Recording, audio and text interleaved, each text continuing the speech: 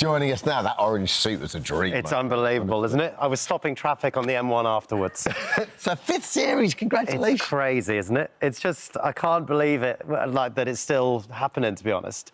You say this year's winner is the best, like, winner yet, is the best series yet, do you think? Possibly the best vocals we've even had the whole show. It's unbelievable. This is what's so lovely, this series, for us, because usually I come on this show before the series has even started to sort of promote it. It's so nice to come in after 3 episodes, because I come on all the time and I go, it's the best series yet, it's best series yet. People don't believe me, but we've had Dionne Warwick. I can't believe And she's gone out. It's mad, right? It's unbelievable. She was so great. I mean, it was mad talking to someone who's such a legend, you know? You know when someone's such a legend, they don't rush. Yeah. You know? Like the way she walked on every day, she would walk so slowly to do her performance. She would just walk on. She knows she's a legend. Because it's a guessing game. I don't think people are that hurt if they go out too early. No. It just is what it is. It's a win-win scenario. It's like, it's so joyous, you know, the whole thing. And if they go out first, then it's fine. You know, they have to do less work. And if they get through it, they get further through it, and they love that, you know? It's so great. Joe, are you good at the guess? Because, I mean, it's so strict behind the scenes. We did it behind the scenes there. You've got to wear jumpers saying, don't speak to me. Yeah. You'd never, ever know. Are you good at the guess? I'm terrible at guessing. Oh, yeah. I'm so happy that I am hosting it and not on the panel, because I'm so awful at it. And I should know, because I'm the closest. So, it's like, I should be able to... Sometimes I can sort of... even after they've done the performance, I can guess whether they're a smoker or not by how much they're breathing after that. But like, I can tell their fitness levels, but I can't tell who they are. It's really bad. Do you remember going back now when you had pitched it and they sat down with you and were your initial thoughts, are you insane? Yeah. Yeah, I remember getting the call and they were like, look at the American version. It's on YouTube, and I looked at it, I was like, what is this madness? And what I love about this show is the first time everyone watched it, including myself, we all thought it was rubbish. You watch it that first time, you're like, what is this absolute rubbish? But I'm going to continue watching it and see who Lamppost is. Do you know what I mean? You can't stop watching it, and it's lovely for me. Having a child this year, or last year now, it's given me an entirely new perspective of why it's so special. Well, it's what the show's evolved into, isn't it? Exactly. You must be doing something right, because look. Well, we won. BAFTA winning Masked Singer, guys. BAFTA winning Masked Singer, take it up.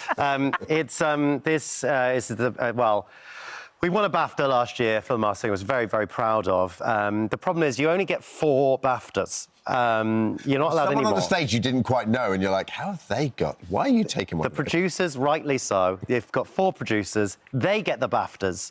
And they didn't have enough left for me. Hey, what's that one? And I felt like I deserved one. So I took... Well, someone else who I know has got a BAFTA. I took it and I got it moulded, and this is plastic and it's got wood on the back. It's not a real BAFTA. Technically, it's forgery, so I think it's illegal. But it's just they've painted in the eye. They've painted it in. Usually it's got a hole there. So that's in my downstairs bathroom. And people go, wow, you've got a BAFTA. I'm like, don't touch it. It's that valuable. Don't touch it. Can't. Don't touch it. Don't go anywhere near. Very fragile. More fragile than the originals. Yeah, it's very exciting. But like, in terms of costumes, they are... I mean, your costumes are incredible. Their costumes get better and better. It's mad. And from my perspective, I'm so close to them. I feel like I'm the only person who gets to experience how genuinely special they are. Because you can see them on screen and they're like elaborate and incredible and huge. But up close, like, the stitching is so incredible, and, like, the leather that it's made out of, and the feathers, and the sort of intricacy is so brilliant. And I love working on this show so much. And I think what's special about it is that every department loves working on it. Yeah. So, like, we love it, the panel really loves it. You get the feeling that, like, the costume department loves it because they just go all out silliness and really fun. Producers love it because they have all these secrets which are really fun. And it's just like one big happy family, really. Wow. We really love it. And I just feel like it's a real privilege to be involved, you know? Yeah, they're so talented. And just quickly, how's dad life? Oh, my God, it's great. I am having the best time. It's so ridiculous. And I don't know whether selfishly it is because I look at him and I see 50% of my own face, but I'm having an absolutely wonderful time. Have I got time to tell you about the present that Jonathan Ross... No, OK, there we go. We don't. Save it for next time. Sadly, not. Or the cufflinks made from your wife's breast milk. Sadly. Save it for next time. Get me in next week. Yeah, we will. Joel, always a pleasure to see you. Well done. Saturday, 7 Love you guys. X, ITV1, ITVX. Thanks, Joel. Thank you.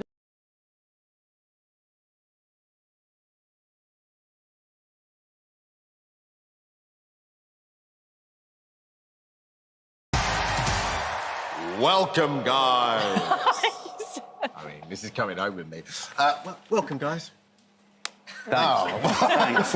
Thanks for having us, Dermot. Thanks a lot. Legend doesn't get much better for you than this. Was it the dream to be the gladiator? I think, to be honest, me being a gladiator is more everyone else's dream. You know what I mean? I think, like, the original show was great, but it was screaming out for... Right, this. oh my goodness. The man spread of the ledge. Correct. So you always thought that you were a gladiator and they... I didn't think I was. It was a matter of time. You were born a gladiator? Inevitable series. Yes, very much so.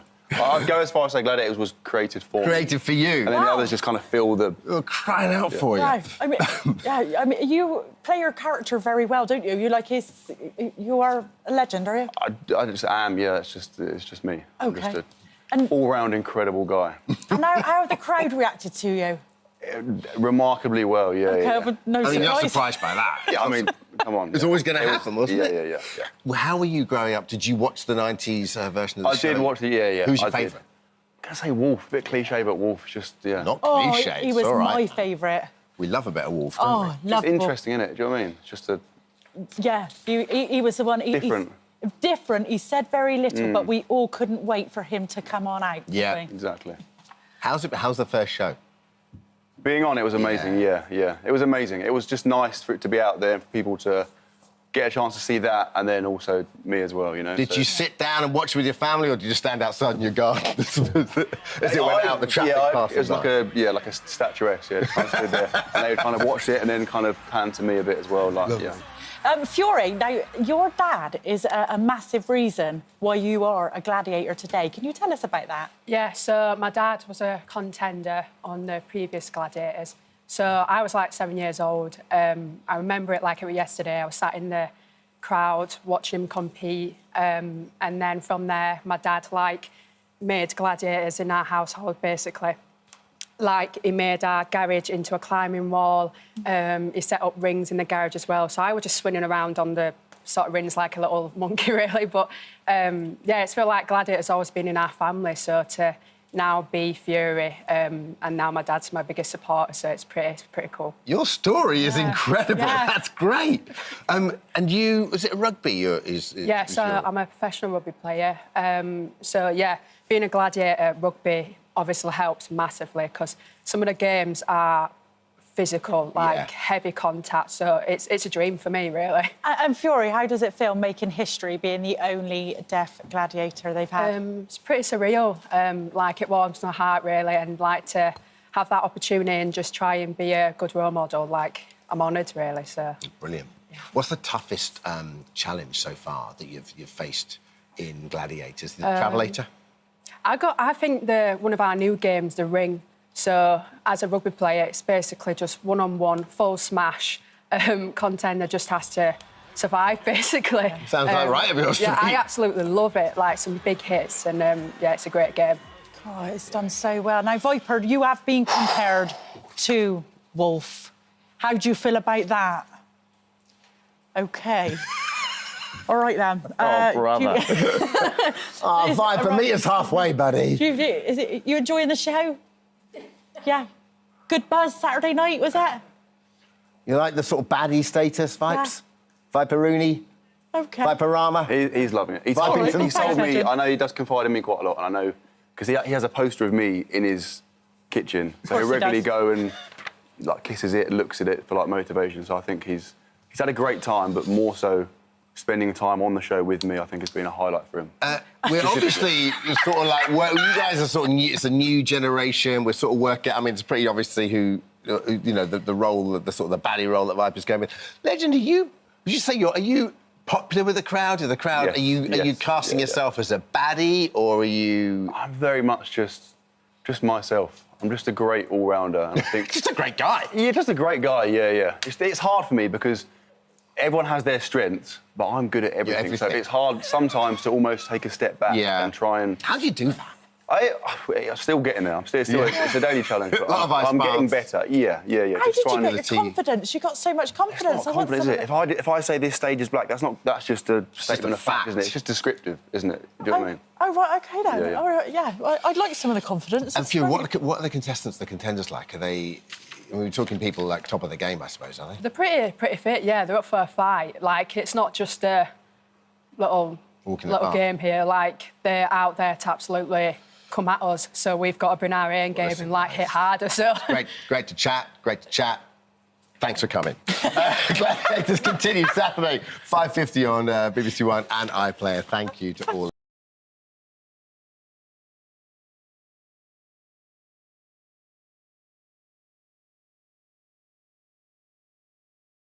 Oh, and Anne and Sean are with us now. Welcome. Anne, I haven't seen you since we did Cooking with the Stars. Absolutely. I mean, I've seen you on telly, but we've not actually met again. How are you after that? Traumatised. It was so funny. Yeah, it was. I mean, you had a beautiful chef mind, didn't you? Oh, didn't I? Oh, yes. yes. Is that Jean-Christophe? Jean-Christophe. Yeah. I don't know. Well, he gave me a copy of his book, Simply Novelli, so I get to see his face in my kitchen every morning. I just don't know how you concentrated. I just don't know. But less about Cooking with the Stars and more about the chase. What can we expect, Sean? What we can expect, as always, with Beat the Chasers, especially the celebrities, is exciting games, good banter. Bradley's on form. And it's going to be a really, really exciting series. So for people that know the chase but don't quite know Beat the Chasers, the idea is that like a punter comes in. Obviously, you have to be pretty gifted at the quiz game because they have to take on all of you. Not necessarily. Only if they answer 5 questions, they'll take on the Super Six, i.e. All of us. But I always say that as long as you're confident in your own ability and are not frightened to actually get a question wrong and don't suffer what we call the pass spiral, then you can really do well. Well, that's when you get a question wrong and you focus on the last question you got wrong instead of actually concentrating. When you go on those shows, it's so difficult. Yeah. Because you're kicking yourself, you didn't get it right. Yeah. Do you guys ever go in the pass spiral? We've worked on not doing that. You have to just throw it away and focus really hard on the next question. But especially when it's your living and and it's like tip of your tongue and you're like, God, I know that. Yes. There must be that's quite a hard discipline for you have to just professional quiz. Well, we've been professional quizzers for a long time, and the worst thing we can do is get a question wrong. But as I say, we're always confident we're going to get the next one right. Yeah. Right. And on Friday's episode, we saw some very familiar faces. Who else can we expect to see? Show coming up, it's every Friday. So the one coming up, we have Gareth Malone, the choir chap, who, when we filmed, he had just done the coronation. So he talked a little bit about that. My jungle friend Grace Dent is coming on as well, isn't she? Apparently, yes, indeed. Yeah, yes. Cannot wait to see her. Well, excuse my ignorance, but is the Alexander Armstrong one, has that been out already? Yeah, that was on last Friday, and that was really exciting, actually. Xander was really, really unfortunate, actually. He was 6 seconds shy, and he could have won it, actually, so he was really, really good. But for me, this Friday, it's a question of meeting 3 celebs who I want to seek revenge from. That's Gareth, who was really, really good against me on the celeb chase, and the lovely Kirsty Gallagher and Rachel Riley. And Rachel, in particular, is the only celeb who's never lost. Ooh. So she's coming up this Friday. So we're not going to say what's going to happen, so please tune in. Wow. Sean, if you could go up against any celebrity, who would it be? I've been up against some really, really good celebrities. Jonathan Ross is very, very good. He's so clever.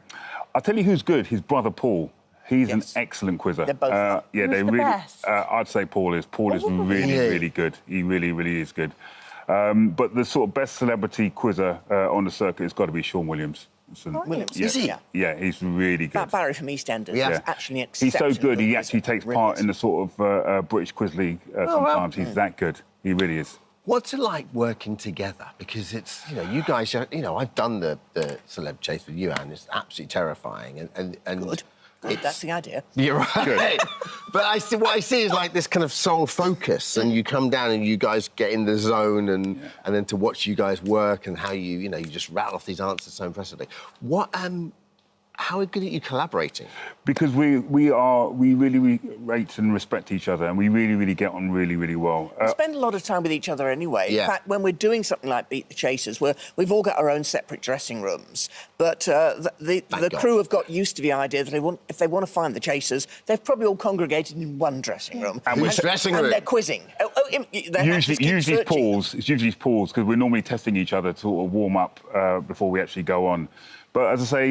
you're like a sports team. Yeah, the six of us, we are really good friends, and we love and respect each other. But, when we're actually on the set, obviously there are chasers who are really lightning fast, Paul, Jenny and Mark. I mean, it's just a blink of an eye. And both Anne and myself in particular are just sort of there along for the ride. I'm the slowest. What are your skill set? What are your specialist subjects? If you're doing a pub quiz, you take yourself out of the professional game. OK, every Achilles has a heel. Yeah. My weakness is soaps. So, you could ask me... one time I was one question away from winning a Chase episode, and they asked me what colour's Marge Simpson's hair. Now, if you've never watched The Simpsons like I've never watched it, you're not going to know. You've never seen The Simpsons? No, never. That's really not a soap question, Sean. Well, soaps, whatever, animations, and... same thing. Same thing to me. Soaps and animations. I got such a backlash from social media. You should be sacked, you're rubbish, and... But if questions are only easy if you know the answer. Yeah. We all get those backlashes, we all just ignore them. Yeah. Well, you're hugely popular, and you must get stopped in the street a lot. Man, I love that. You're hugely popular. You must get stopped in the street all the time. Like, how do you handle the fame, Anne? If I'm in a hurry, then I'm kind of looking at the ground all the time, like, don't talk to me, don't talk to me. But, by and large, if I'm in the supermarket or something, I'm OK with it, If someone comes up... Whereas I'll always stop. I'll always stop and take photographs, or sometimes even send photographs to mothers, grandmothers. Sean, you're because so for bad. me... They're like, we've got to go now. I'll always stop.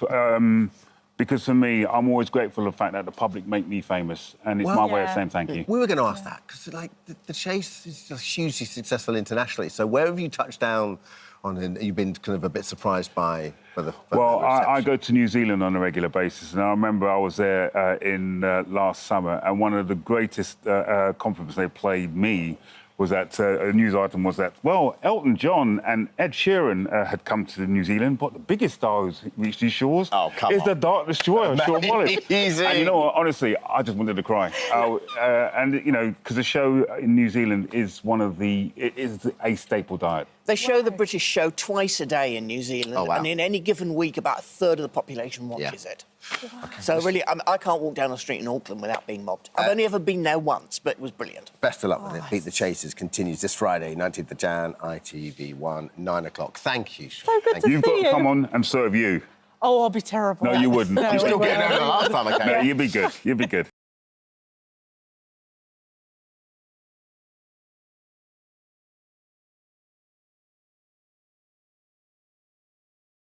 For all of that, she is one of our regulars here on This Morning and the guiding force behind finding love on Married at First Sight.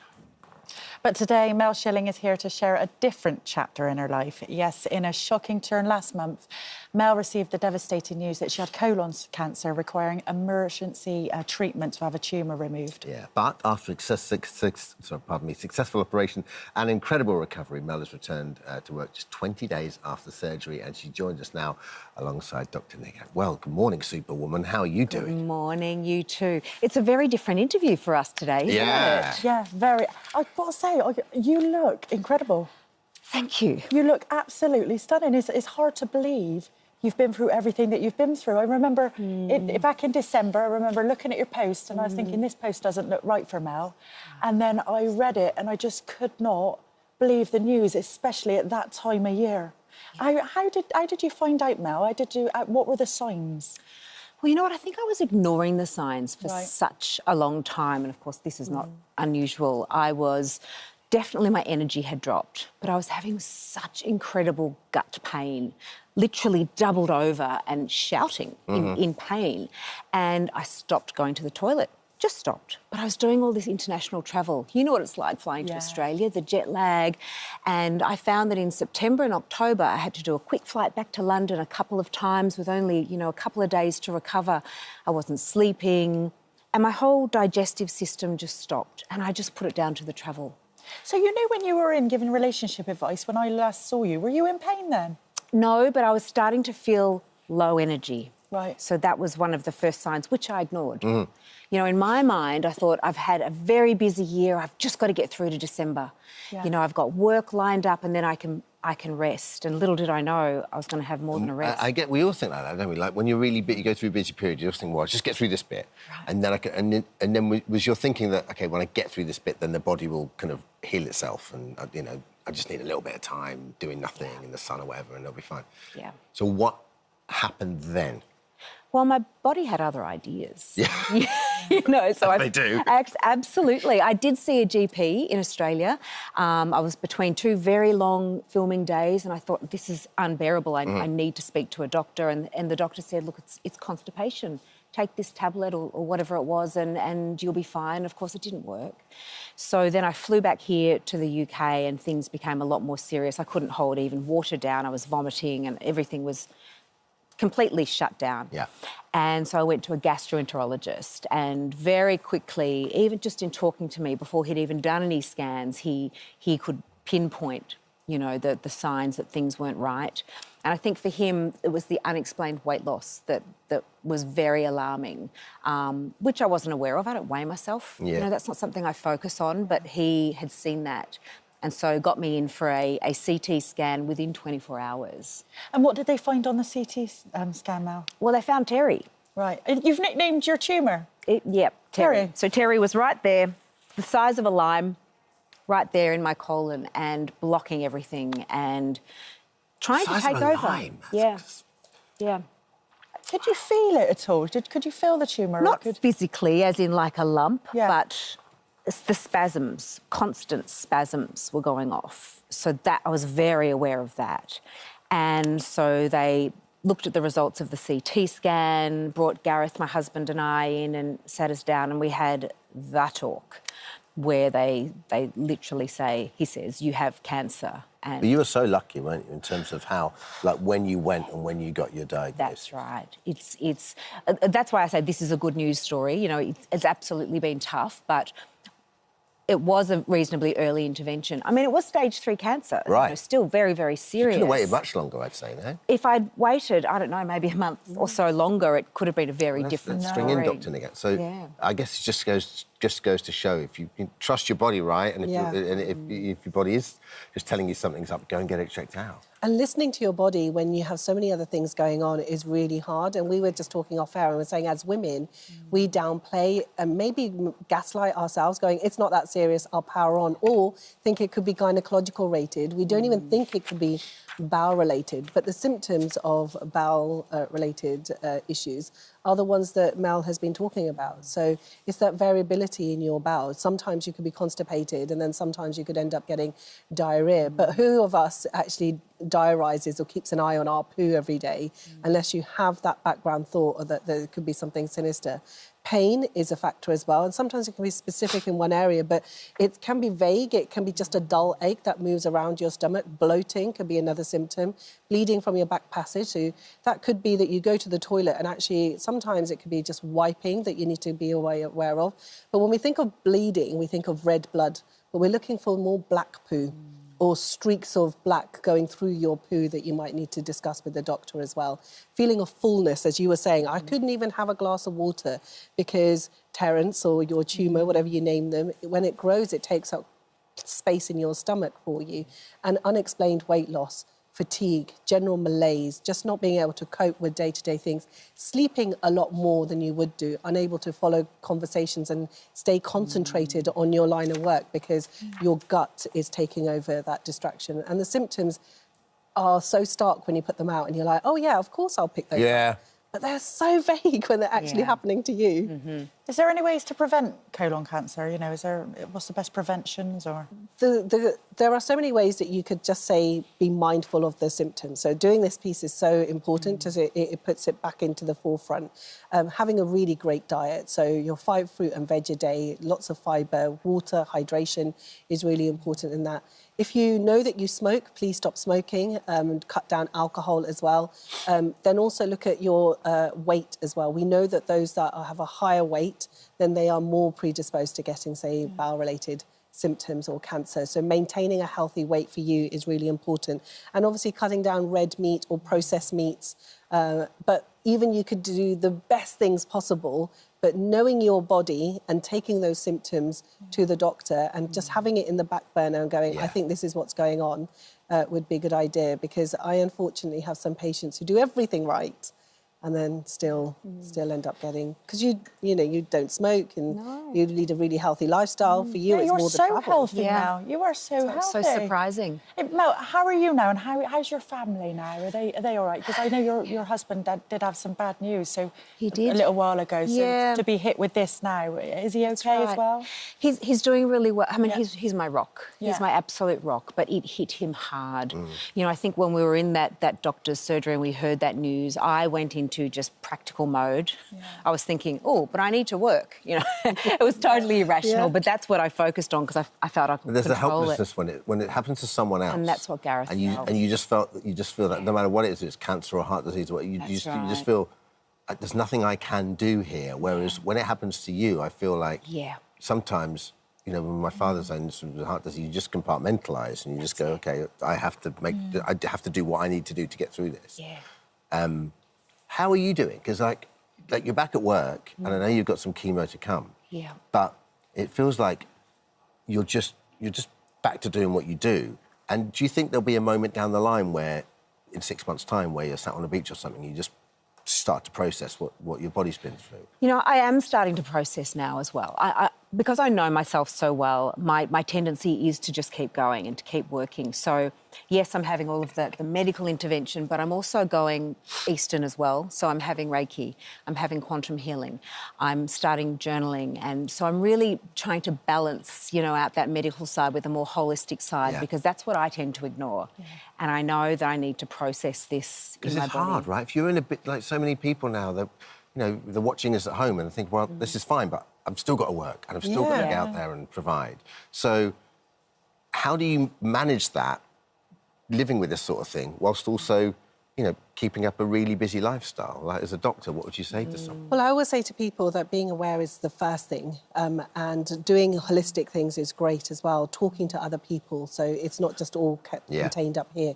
Knowing your risk factors are really great. We know that, as the data so far shows, that getting colon cancer, bowel cancer does happen in the older generation. I'm not saying that's only just the case as well. If you have a history, family history of polyps, or you've got a familial history that your doctor should know about, that would be really good as well. Keep an eye on, if you know that actually your weight could be a contributing factor, going back to the healthy factors. If you know that smoking, then try and see if you can cut down on smoking as well. And we do know that those that have Lynch syndrome or familial polyps within their family, they can also be affected as well. I think preparation is one of the biggest key, because you said, how can you manage all of this? It's awareness, it's bringing that awareness, knowing your family history quite well as well, and going early. That's you did that. And going with a symptom diary, going, I know my body, my bowels have changed, I've had unexplained weight loss, I might have had some black poo as well. This is the symptoms that I'm getting, because you went feeling that you were constipated possibly, and it's the travel that's affecting you. And I always say to my patients, if you don't get the answer the first time, keep going back. Keep asking. Keep asking. Yeah. We are lucky we do have a test now. So we have what's known as a fecal immunological test, a FIT test, that your GP can do, which is very specific at picking up very, very early signs of bowel cancer. It's so easy for a GP to miss this. But we need to ask for it. Yeah. And even if we forget the terminology, just say to your GP, I want a poo test. Yeah. It's as simple as that, isn't it? Just say, I know things are not feeling right, give me a poo test. Oh, thank you. Mel, thank you. It's so lovely to see you, and it's lovely to see you looking absolutely smoking hot. All right. Thank you, guys. As always, so for your much. insight. Brilliant.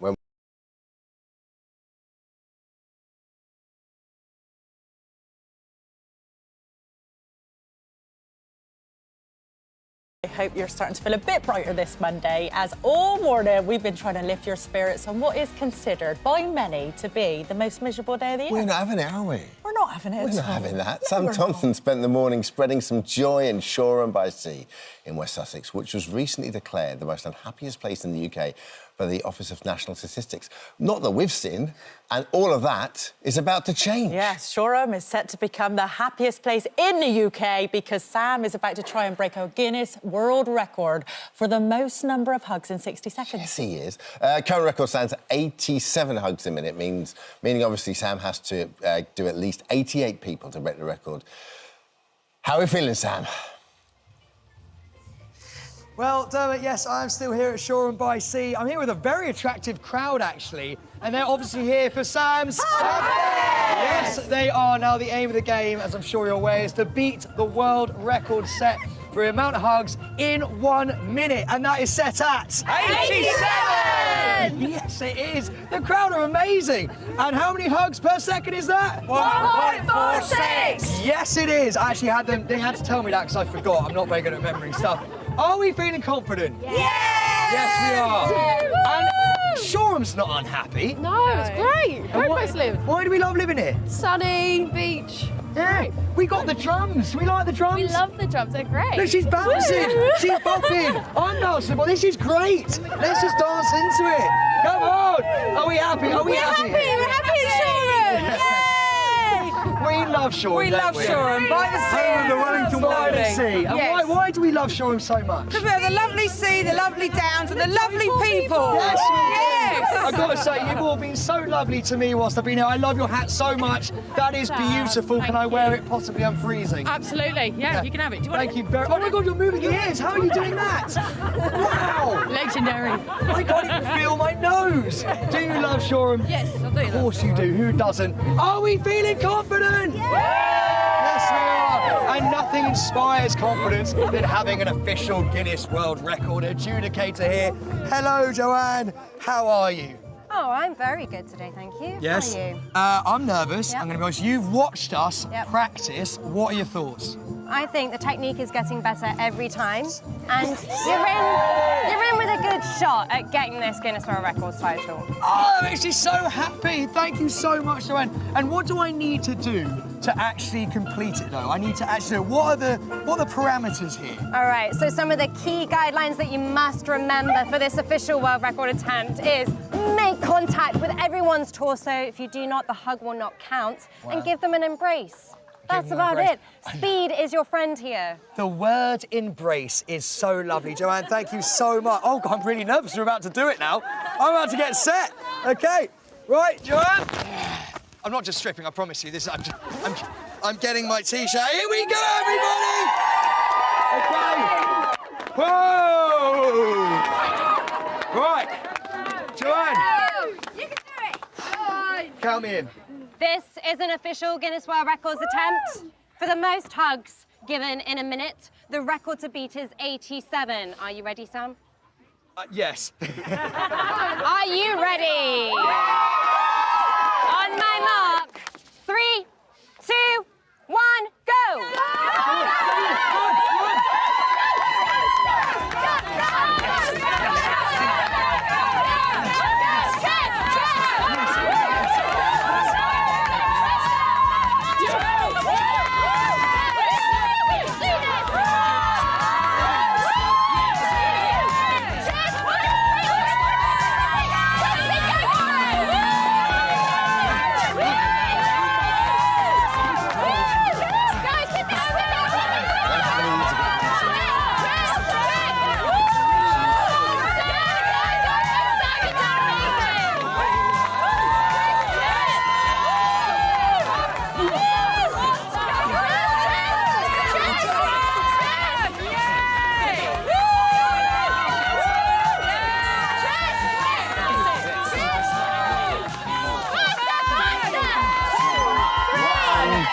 There we go. Good job, Sam.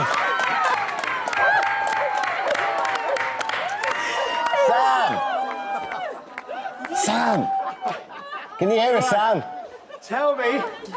Oh, I can hear you, yes, sir, but I think she I'm needs, exhausted. I think she needs 30 seconds. She only needs 30 seconds to just work out, I believe. How'd it go, my friend?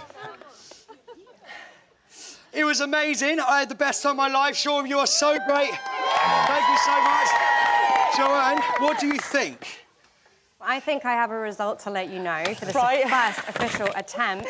You were very close to setting the record. However, you did break one of the most important rules, Sam. What? Unfortunately, you were moving down the line. No! You must stay in position, so you will have to have a second attempt. Would I have broken it? Oh! You have not broken the record, no. Would I have? You could have. Oh, come on, Sean! Round two! Round two! Round two! This is an official attempt. Are you ready, Sam? I'm ready. Are you ready? Yes! 3, 2, 1, go! Yes, this is it. No.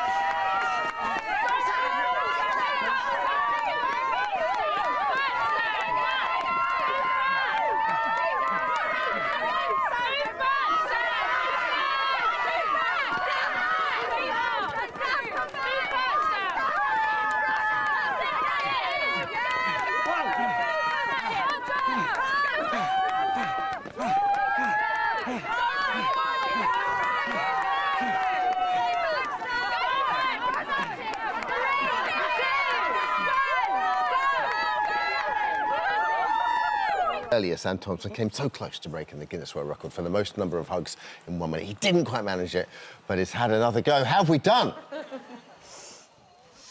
Damn it, my man, just before I ask you, we've had another go. And I just want to say to everybody here, it's been unbelievable. Thank you so much. If we don't get it, I love you anyway. Oh. Well, I'm sure. Joanne, here we go. Tell us whether we... I'm sorry, Prem. Tell us whether we've managed it or not. It is such a fast-paced record to evaluate, so thank you for giving me a little bit of time there. I had to review some video evidence just to double-check the counts. And for the most hugs given in a minute by an individual with a record to beat of 87, you achieved 88. Yes! Yes! Well done, Sam! Yes, well done! Well done, Sean!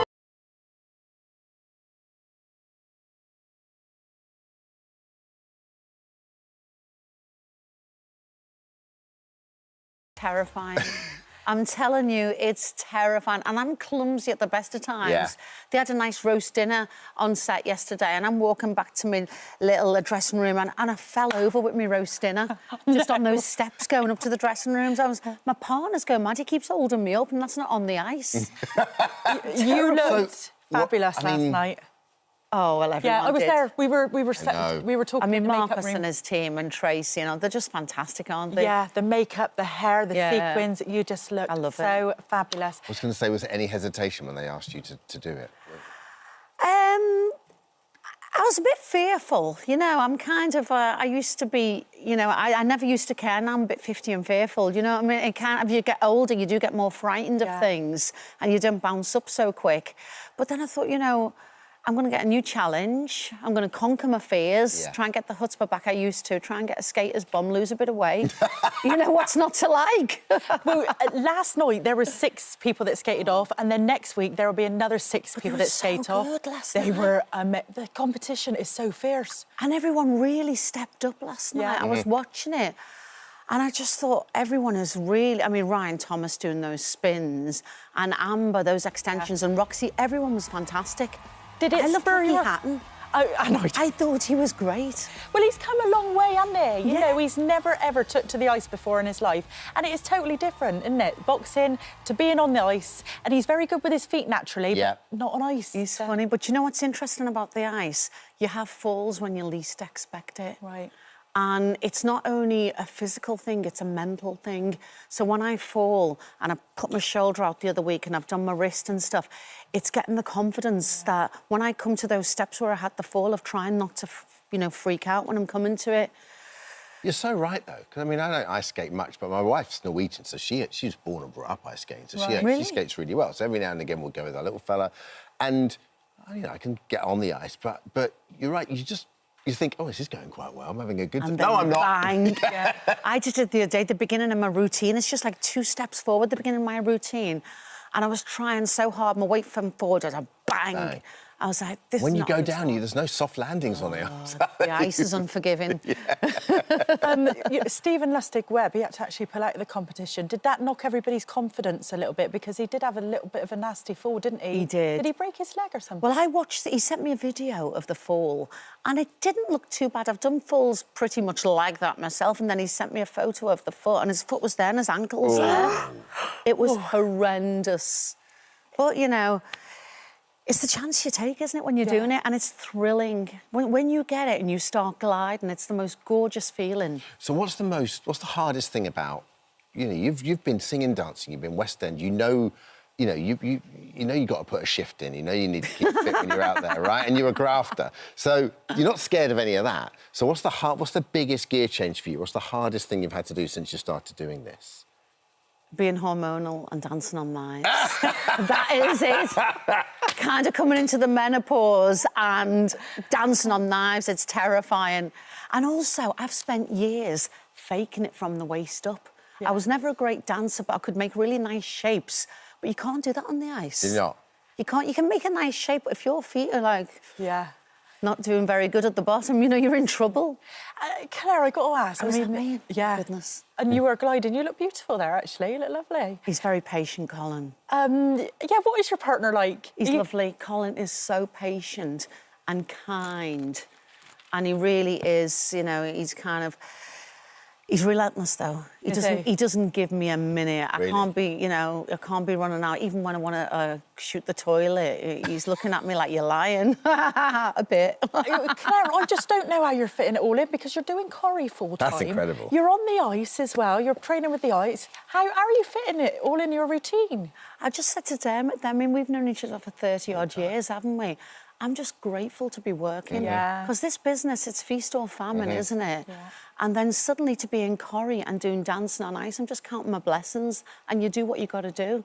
Logistically, how is it working there? Are you doing, have you taken any time off Corrie, or are you up there and then you... I'll tell you what I'm doing today. I'm with you now. Yeah. I'm going up to Bovingdon to do my skating, 2 hours training.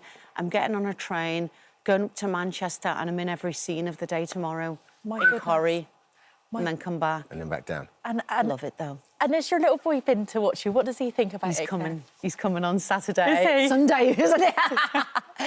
He's coming on Sunday to see me. He's 9. Oh, look, he's so cute. How old's your little fella? He's 5. 5, oh, he's lovely. Oh, I know. God bless him. He's so proud of me. Oh. So how are you feeling ahead of today? Ahead of this weekend, rather? I'm are you how prepped are you?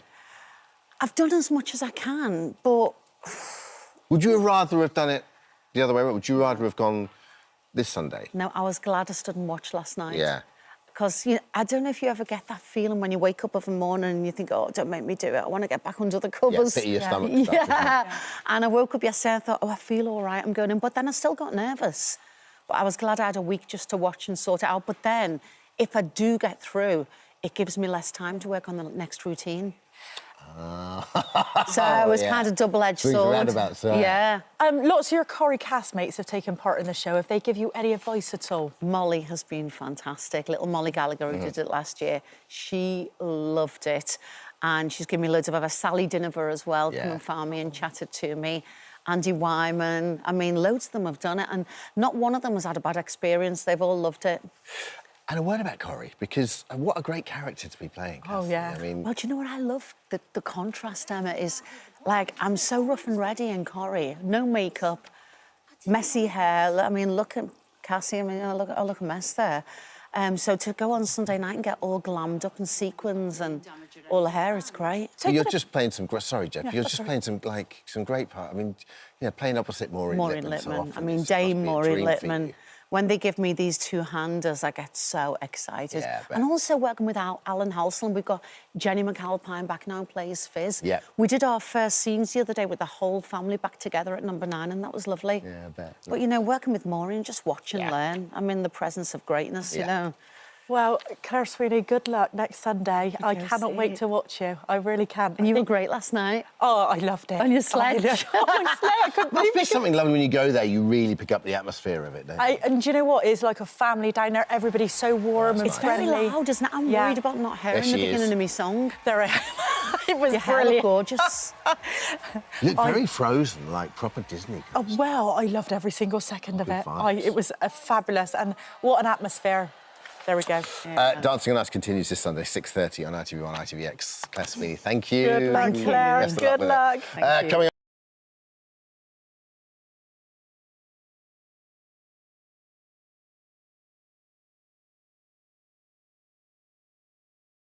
Dear Warwick is out. No, stop. What? No, but can I explain why?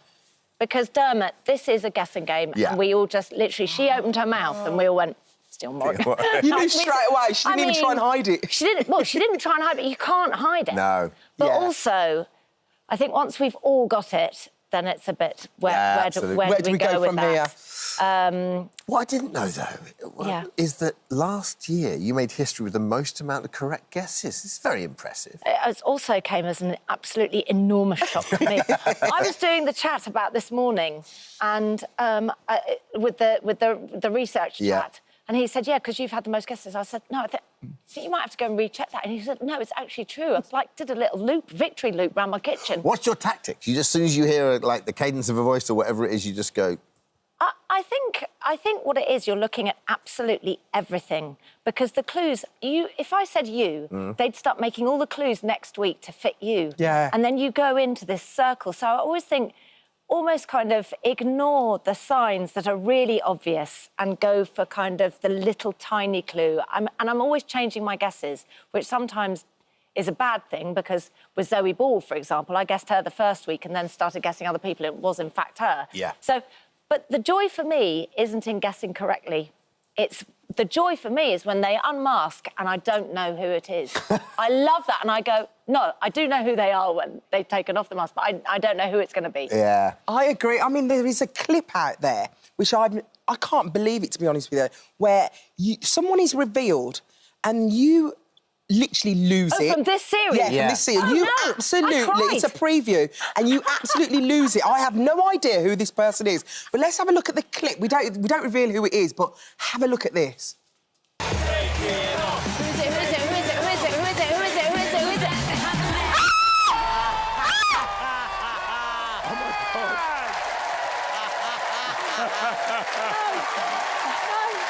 Look how she's running. You was like, what was it, those shoes? What shoes did you have? She was like wiggling. I'm sat behind a desk. I can wear the highest shoes you have ever seen in your life. I can't walk in high shoes. Little waddle. As you see there. I'm just going down the slope from the panel to the stage was lethal. But that's obviously someone you know well, and you Like, really well. Obviously surprised. Can't tell you. They must have cut it out, because I was there for a minute going, can I run to the stage? Can I run? I don't care. I'm going. And I ran because it was the most beautiful thing ever. It was amazing. To see who it is. Davina, what do you think the success of the show's down to? Like, it's so it's one of those shows that you sit down, it spans generations, and the kids love it. Even though half the time the kids have no idea who they're watching, it doesn't matter. Sometimes they say the big thing is it a boy or a girl? Yeah. I've heard like toddlers kind of go, or mums and dads going, do you think it's a boy or a girl? So they're in the guessing game. Yeah. And then when it comes off, they don't know who it is, but they go, it's a boy. Yeah. They guessed right, you know. So it's as simple as that. But I mean, I know generations watch it together. Yeah. And Saturday night TV is about that. Absolutely. The generations being able to come together and it's a boy! Yeah. And it is such a strong panel. Can I just also say the costumes? So when they said, oh, here's Chicken Caesar, I was imagining a sort of a wrap in some kind of, like, you know, tortilla. Yeah. But out came like a chicken with a Caesar thing on. I was like, I laughed quite clever. so hard. So it's daft, isn't it? He's got a nice really voice silly. as well, Alexander, hasn't He's he? great. Got a lovely voice. He's really good. Dermot, would you ever do it? I don't know. Do you know Charlie Simpson? That wasn't a no. That wasn't a no. Davina, that was not a no. Charlie Simpson was very, very nervous because it wasn't his thing. Yeah. But other people who aren't professional singers say it's one of the most I'm not a liberating. professional singer. It's one of the most liberating things ever because you can, yeah, because you're not seen. Yeah. because you're not seen. I just like it. It just seems like a Masked singer. nice. Get on the phone to Dermot right now. I think he might brilliant. do it. But I think I would know straight away because I obviously hear He you would every disguise single it. morning singing. You'd disguise it. The Sky. I never ever guess it when I watch it ever. Shall I tell you the moment? Can I be a which is- judge? I'll be a guest go on. judge. The Alison. moment which is most vulnerable is when you have to take your mask off and sing again. Oh, yes, of That for course. me yeah. is like, oh, I don't like it. I liked it when the mask was on, and then you have to take it off and sing as you. That's when you feel most vulnerable. That's interesting, isn't Yeah. it? But Now- did you get into it by the end? I loved it. Did you? I loved being inside it. It was amazing. But I was only in a little special, so I was only for one day. Yeah. I can't imagine what it's like to do it every Week single after week, week. after week. We have to So talk much fun. about My Mum, Your Dad. Yes. I love this. Yeah. I love the show, but I love the story of how it got made. You did? Because when you originally said there needs to be a Love Island for people in middle age and people who have, like, you know, about to embark on the second act, like, did you then go away and develop it, or did people get in touch with you? How did it work? I often say things and I don't do anything about it. Yeah. And I thought, I'm going to email the lady, Amanda, at ITV, who makes Good Love for you. Island. And I thought, she doesn't know me. I've never met her before. But I was like, hi, it's Davina here. I think you should do this. And I thought, I'm never going to hear back. Literally 2 days later, she pinged back and she said, do you know what? We're not doing a midlife Love Island, but we are looking at an American format and we'll keep you in mind. So then I was like, you might not keep me in mind. I'm just going to annoy you. Absolutely. just I bet she emailed was all like, the time. that Davina's just text. We've got our And presenter. then she was like, oh, my God, Here we she's go. messaged again, But please you must stop. have been so happy with how it went, because it was just such a lovely, pure at heart show, isn't it? It was a pure at heart show, Dermot. I mean, that was the thing that I loved Happy about TV. it. It was literally just about finding love, but it was also about all the baggage that we come with and trying to take down those walls brick by brick sometimes that we build up because we've been hurt or we've been betrayed or we're grieving, you know, those things. I mean, Roger was like... How much children love their parents as Oh, well. I mean, and that's so heartwarming because I think when you look at teenagers nowadays or people in their early 20s, often on television, they're portrayed in a very sort of single-minded way. And actually, there are lots of different things, but when you look at how much they love their parents, it is the most endearing, sweet thing, and how invested they are with their parents actually being happy later in life because, in a way, it frees them up a little bit. Yeah. You know, there was one girl who said, I want to go and live my life, but I don't want to leave my mum. She needs me. She's worried. Oh, Davina. Big, isn't it? Davina, we have got a little bit of a surprise for you because obviously we sent Roger and Janie on a few romantic weekends away and they went to Had a check out lovely the time, Christmas aren't they? market in Edinburgh and they've been sightseeing in here? Switzerland. Oh, they're not kind of. here, They're- but today they're in sunny Barbados, actually. Stop Morning, it. guys, Living their they're best not. life. Morning, guys. Morning. You guys. Good morning. Good morning, Alison, Dermot, Davina. Hi, Davina. You guys. You look fantastic, you two. You having a lovely time? We are having the best time, aren't we, Roger? And I feel really fantastic, yes. Can I just say, always looking tip-top, but the both of you, such style icons. Congratulations for not letting the side down there. We Thank do you. try. Yeah. Well, It's he all my own doesn't. stuff. Is there anything you want to say to Davina about your love and anything? Well, basically, Davina, I've had to put up with this for about 7 months, and I blame you. But no, being serious, it has been the best time of my life, without question. So thank you. And you two... And if I could just add, it is... Sorry, it's changed my life completely. Well, we can see Beyond that you're in anything I Barbados. imagined. Living your As the best new life. presenters of this morning. We love it. We love having you I'm on trying board. not to look too smug. Thank you, Roger, Janie. Oh, we look forward to seeing you when you come back. Lots of love. For anybody... Yes, definitely. OK. Lovely to speak to you. Bye, Davina. Love you. Dermot, Alison. Are they there doing stuff for us, or are they just there? Yeah, they're doing stuff for us. Oh, that's good to know. Can I just quickly say something? For anybody that didn't see the show, the thing was that Roger's wife passed away a year before, and his daughter wanted to say, look, we're giving you permission to look again. And on the... The story of the Enfield haunting is one that's fascinated people for decades after two sisters reported witnessing paranormal events in their North London home. I can remember we actually spoke about it on the show, didn't we? Now, photos from 284 Green Street claim to prove the presence of a poltergeist, and even a police officer said they saw a chair move on its own accord. Yeah, it's now the subject of a new West End play starring Catherine Tate, who's here to tell us all about it. Good morning. Hello. So, we all sort of... oh, all right, we're there, are we? Great. We all sort of remember this from being kids, I think, don't we? Well, a little bit. I was certainly alive, but I had no knowledge of it. So you knew nothing about this till you got the script? Knew nothing about it. Knew nothing about it. I think I might have been aware of the... You know that photograph that's quite iconic of the girl, and everyone's like, well, was she on a trampoline, or, you know... She's jumping up and down. Was she jumping up and down? Or was it the energy of something, you know, getting hold of her? Yeah. So I kind of knew that, but I didn't really know. So, Catherine, let's be honest, was the appeal of this play the fact that it was very close to your house? It's Zone 1 and it's an hour and 15 straight through, which is always... Where do I sign? Which is the top things I ask for in a job. So you're actually enjoying being close to home. It must be so easy. It's not the only thing I enjoy about it. The stage, the grease paint, the lights. It's bringing the story to life. But it's a nice short show. What can I tell you? Well, tell us a little bit about it. Your character is Peggy. I'm Peggy. I'm the mum, and I have to stress that this is obviously a play inspired by real events. Yes. Yeah. It's not even, you know, we're not doing a true to life thing. Yeah. It is a fictional version of it. But obviously the main pillars of the story are true. There was a family in Enfield who this woman genuinely thought and was worried that something was so up with what was happening in the house that they eventually got help for it. There's something very special about theatre when it's scary, I think. I remember when we went to go, the first time we saw Women in Black, me and my wife, we went and everything, and on the way in, you're like, how scary can it be? Yeah, it's theatre. And yet, it was, like, properly, like, edge of your seat stuff. Yeah. Is this the same? Are there moments in this? The whole audience kind of... Yes, there's certainly jump scare moments in it, and we certainly tell that story of the, you know, of the poltergeist, you know, but we have to embrace the ambiguity of it because we don't know. No, sure. And at the heart of it, it is a story of a family in turmoil. So it's not quite the, you know, it's not the haunted house at Alton Towers, you know.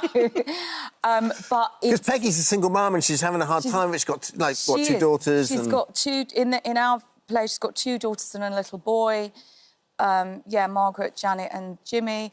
And Janet seems to be the interest of this poltergeist activity.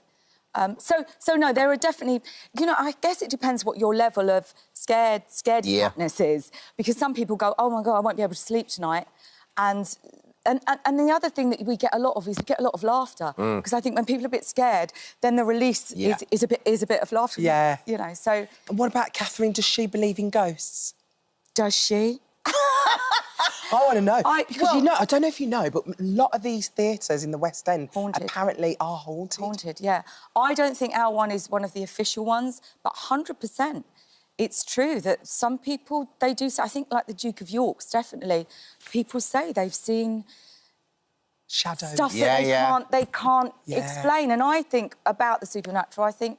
I would never be so sort of arrogant to go, it's definitely not 100%. true. Yeah. Do you know what I mean? How do we know? Because we interviewed Ros Morris, who's a reporter, who was pretty sceptical when she went down. Now, she was the one who went down there, wasn't she? Yes, and then that's Paul, right. who was the cousin. And by the end of that interview, we were a bit... I mean, me and Alison are both pretty malleable, aren't we, on stuff? I think I'm quite malleable. Exactly. I believe it's true. Right? I believe it's true, because I think she was going through so much with the divorce and everything. Well, it's energy, isn't it? Yeah. And they can often be attracted, poltergeist energy is attracted to unhappiness, it's attracted to turmoil. It's often also attracted, which was definitely the case in this scenario, to girls going through puberty. There's a lot of internal turmoil going on. So who can say? Is it nice to do something away from comedy, though?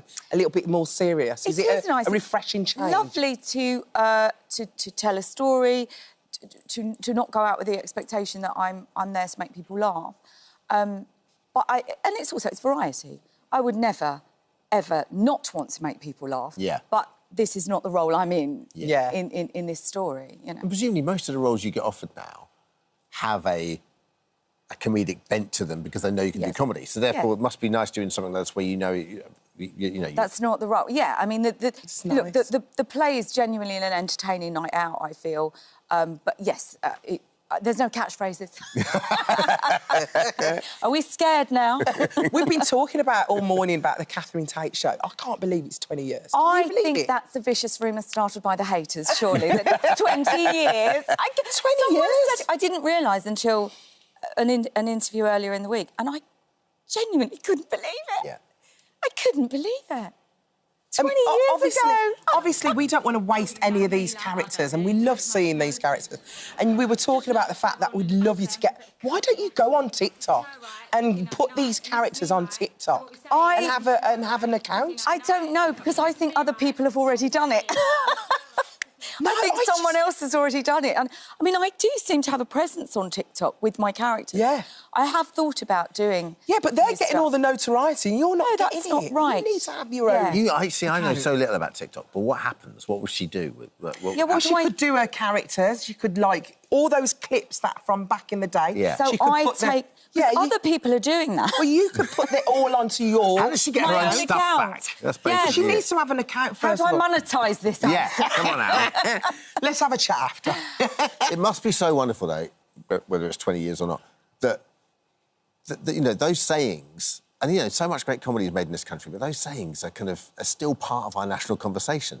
Like, my son laughs like the Nan, and when he laughs like the Nan, me and my wife go, well, he's doing Catherine Tate Nan again. Like, do you know what I mean? It's sort of... No, I think it's a huge... Listen, let's come back on the 30-year anniversary. You know, it's astonishing and wonderful and a privilege that people still like my stuff. So, but I do think it's thank you to the internet, really, because when we were growing up, you watched something and that was it. That was it. Went out.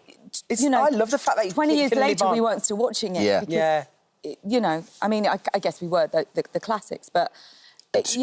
And it brings you to another audience as well, totally. which is lovely. Kids that weren't even born 20 years ago know my stuff. And Two quickies before we leave you. That Doctor Who 60th anniversary special must have been so exciting. And you must have not been able to talk about it for 6 months or something. Oh, way longer, because David and I knew we were doing it ages before, and we filmed it 18 months before it filmed. So we were sitting on it for a long, long time, Yeah, it was wonderful to be back. And lastly, Eurovision last year you loved, and now Ollie Alexander, who I didn't know, played your son in Gulliver's Travels. He played my son in Gulliver's Travels, little Ollie. So, your little baby? I know! We're going to see you back for Eurovision this year. I should hope so. I mean, he just picked me to the post for the UK entry, to be fair. I had my own song lined up.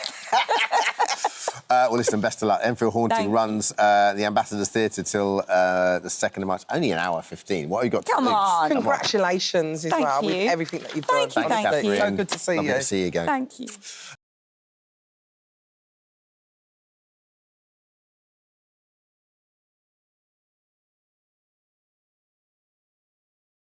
Oh, so good. Like, when you're watching it, it's the most important thing happening on the planet at that time. And your reactions, I'm really excited what you're going to be like at home if you haven't seen what happened, because we did warn you, the banished are with us. We got faithful Sonia and traitor Ash on the sofa. How are you?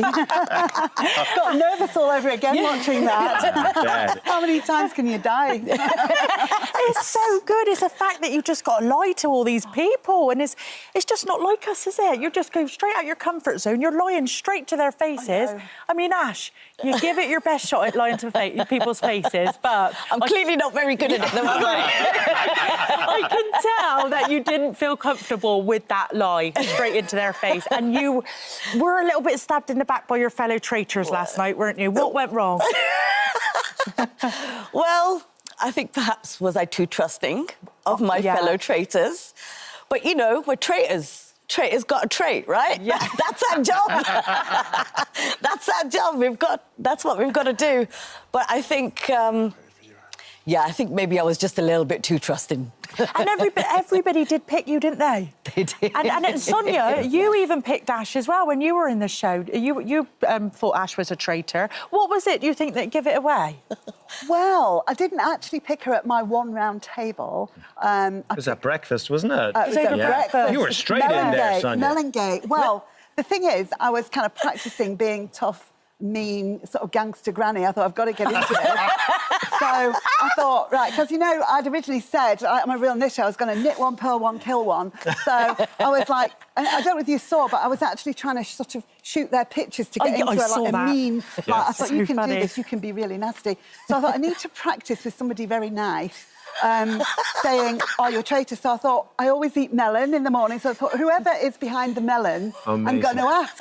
Because I didn't want to walk along too far, and I didn't want to end up in front of the bacon or anything. So I thought, I'll get in front of the melon. There is Ash. I thought, I'm going to try this. It was so awkward there as well, I am wasn't going, it? you're a traitor. And poor Ash. I mean, how did that feel? I mean, that knocked me for 6. Yeah. I had no clue what happened. No. Where did she get that from? Yeah, I was thinking, what happened? You know? Do you know what's really brilliant about it? Because obviously and you can tell now from having met you, Yes. you're playing a game in there, so you're carrying off a different persona. Particularly with you, Ash, because you're quite stern in there. I mean, we could hear you laughing when we were doing different items this morning.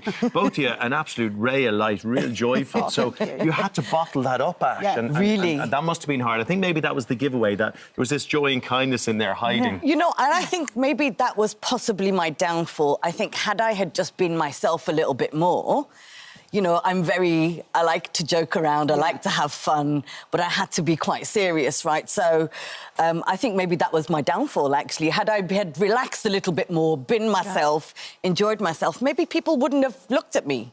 You know? What does it feel like, you know, when the whole group turn on you and they accuse you of being a traitor? Sonia, what was it like for you? Yeah, well, it was a bit of a shock, to be honest, because it's only really as you walk into that room that you first realise somebody's going to go tonight. And it kind of dawns on you, it's such an atmospheric room. And you've only just, in my case, you've really only just met people. And then I thought back on the day and, you know, typical me, I thought I never found my off button. I was chatting all day, and I thought maybe others have been a bit more strategic. Then I relaxed because Diane was straight in there. She's good, isn't she? Oh, my goodness. Like, before Claudia had finished speaking, she was annihilating Ant. And I thought, my heart was going. I thought, blimey, this is tough. And, you know, it was... And then somebody else, I think a couple of people got a bit of a roasting from there. So I thought, oh, dear. And then Ross did his thing about all the evidence he had about me, which we still haven't seen, have we? But I think everybody was happy to hook onto anything because you don't really know each other at that stage. And when someone spots a crack, everyone joins in and they go for that. That's the way you Especially in the early ones, I think. I think if Ross had been a bit further around the table, I might have had more of a chance. Let's talk about Ross and Diane. Anyone spot that relationship? Not a clue. Honestly, I was as surprised as everybody else. I still can't believe it. I still can't believe it. So that's a massive spoiler to you as well. You did not know that. Did not have a clue. My goodness. Honestly. Well, you've got the people left in there now. Ash, who do you think is playing a really good game? You've been there, you've seen it strategically. Who's got a good game plan? It's hard to say because you know, I feel like I need to be a traitor till the end, you know? I've got to support my traitor brothers. Even though they slapped you in the back. I know, but I've still got to support them. All right, OK. If the show is called Traitors, it's got to be about the traitors. And what do you think? Who's doing well? Who's going to... Well, I think the person who's just being incredibly brave and amazing and giving it all is Johnny. Did you see him last night, jumping over those pontoons? And, I mean, he just gave it everything. I love Johnny, so... Yeah, he's my boy, but I have no idea. How would you play it, Jose, I wonder? What do you think? I think, Jose, you do really well in there. Oh, if there's a celebrity one, I'd love it. I would absolutely love to do that. What would you choose, though? Would you choose traitor or faithful? Oh, I'd have to be a faithful because I'm terrible at lying to people's faces. But do you know who I think is going to do really well? Miles. Because he's so lovely. He is. And nobody thinks he's a traitor in a million years, do they? Or anybody got any suspicions in there, Ash? To be honest, when we're in that turret, you know, we're all having a chat about who we've talked to in the day, and I never heard Miles's name come up. So, because he's just too sweet, he's too lovely. He is lovely. So, do you know who's magnificent in it? Because she sets the tone. I love the role she played. Claudia Wilcombe in this. Fabulous. Just a legend. Icon. Incredible. And, you know, she plays quite a tough role, but actually she's got a very soft heart. She really cares about us underneath that. Yeah. And even on the first day, you know, when we lined up, we thought, oh, no, this is happening again. But she actually knew all of us by name then, in the instant she met us, and I thought, you know, she really cares. She's a lovely person. I was gobsmacked. I was gobsmacked that she knew our names. Yeah, I'm like, I know. but you haven't even met us yet. Yeah, she's so perfect for that role. It's amazing. Perfect, yeah. Big question, who do you want to win and why? Sonia, you go first. Well, do you know, I change my mind every day. And one of the advantages of leaving early, and there aren't many because I'm heartbroken, is I'm watching it with you. So I change my mind every time I watch. I mean, I really, you know, Johnny's amazing, Molly's amazing. But I was rooting for Ash as well, and look what happened to my rooting. So, so I shouldn't root for anybody. Ash, have you got anyone you're rooting for? My traitor boys. You've still got It's got to be my traitors. I think Paul's going to get found out really soon. Do you reckon? I can't. Honestly, well, the one good thing about leaving is that I can finally relax, and now I can watch the show as a viewer, and I cannot wait. On that, can I just ask you, because it was all shot a while ago, I mean, this is the moment you're coming out. The world's seeing you now. Yes. Sainsbury's is going to be other supermarkets available. It's going to be very different from this moment on for both of you. Oh, it already is. Do you know what? I'm so careful about what I pick. Like, I'm not going anywhere near those yellow stickers anymore. Or the melons. I know. And I was in a very well-known ladies' shop the other day, and I was looking at little pink coral silks, like no beige big ones for me. So, no, you've got to be very careful where you go in the shops now. What's it been like for you, Ash? I have been staying quiet so far. Have you? Well, I can't for long, can I? I still need to go do my food shop. Might take you a while. Just had millions and millions of viewers. You get really noticed out there. Yeah. They're all very kind, all very excited, and I like it when people say it wasn't fair justice to Sonia, and I'm like, yeah, go for it. Well, it continues tonight at 9 o'clock. We cannot wait for the next series. We're all on the edge of our seats. Yeah. Lovely to meet you, and well thank you done. for being such a good contestant. Lovely to meet the real you. Really is. Well done. Thanks so much. Yeah, right.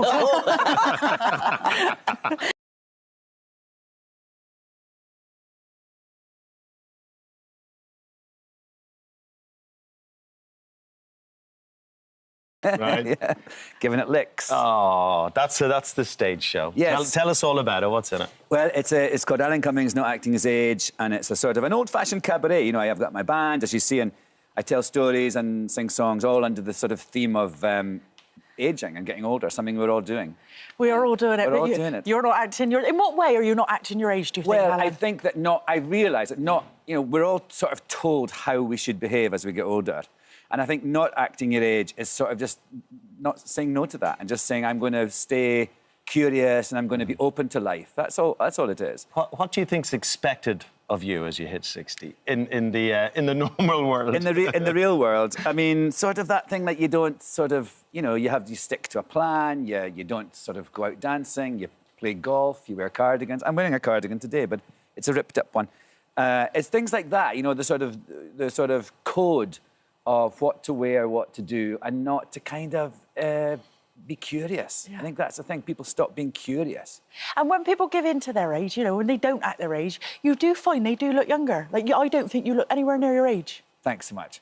Somebody yesterday said to me that because I said I was, going to be the last person on American television not to have had Botox. And this lovely girl went, Alan, I hope you take this as a compliment. You look like you have had Botox. Thank you. And I was like, yeah, thanks, I think. But don't you think in general 60 is different now anyway to was, back at our parents' generation? Well, we're younger 60-year-olds. Yeah, I mean, I think that thing of, when you get older, the goalposts change, of what you think, I never thought. When I was younger, a 6-year-old is not this.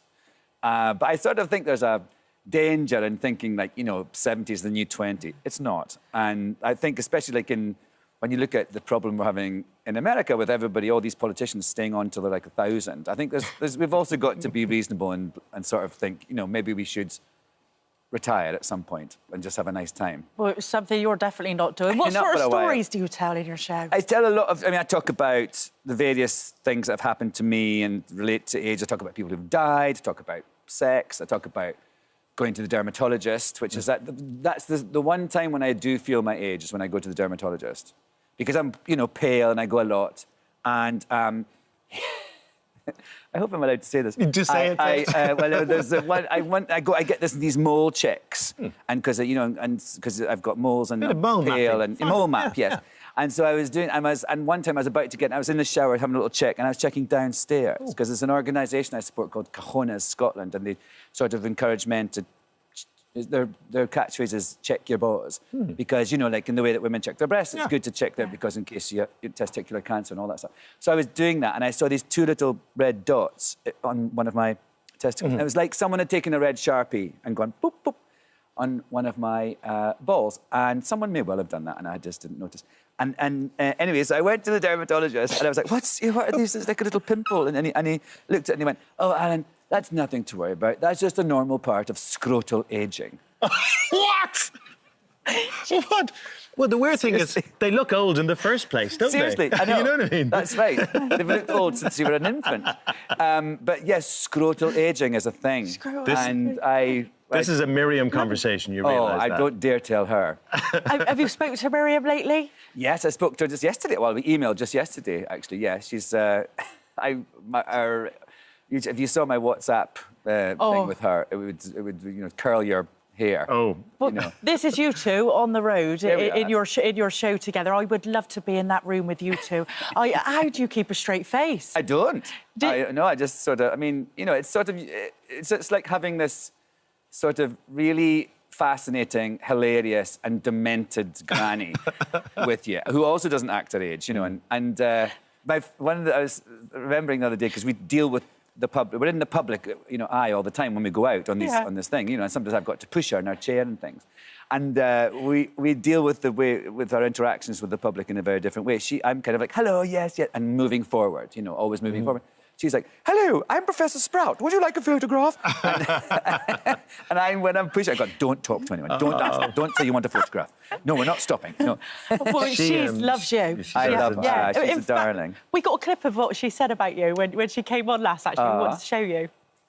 He's a darling boy, he really is. A lovely boy. He's courteous and kind because he had to help me in and out of that camper van, which I was supposed to be driving. And then when we got in, we realised that it was a manual, and I can't do manual. That's how she calls you still a boy. That's so cute, yes. I know, she can't do manuals. She hasn't done manuals in a while. I love that side of you. It's the real side of you. When we see you in Traders US, we see a very stern, scary Alan. Yes. You are doing the US version of the huge hits show, which don't give too much away because we're talking about Traders a little bit later on. Yes. But what's it like doing the US version? And who's this guy? I know, it's so hilarious. And I pretend like that it's actually my castle and everything. And that there I am, look at me. I sort of based it on, I wanted to be like a James Bond villain. And in this new season that comes out tomorrow in America, and then I think next week on the BBC iPlayer, I have my dog, because I said to them in the first meeting, I said, so you want me to be like a James Bond villain? Should I bring my dog so I can pat her? And they went, yes. But she wasn't allowed to come the first time because of her jabs were out of date or something. But in this new season, my dog Lala is in it with me. Oh, really? Yeah. Your outfits are gorgeous. I know, it's hilarious. Very gorgeous. But it is very similar to ours, and we're just going to compare the two a second. We've mashed some clips together. This is a castle.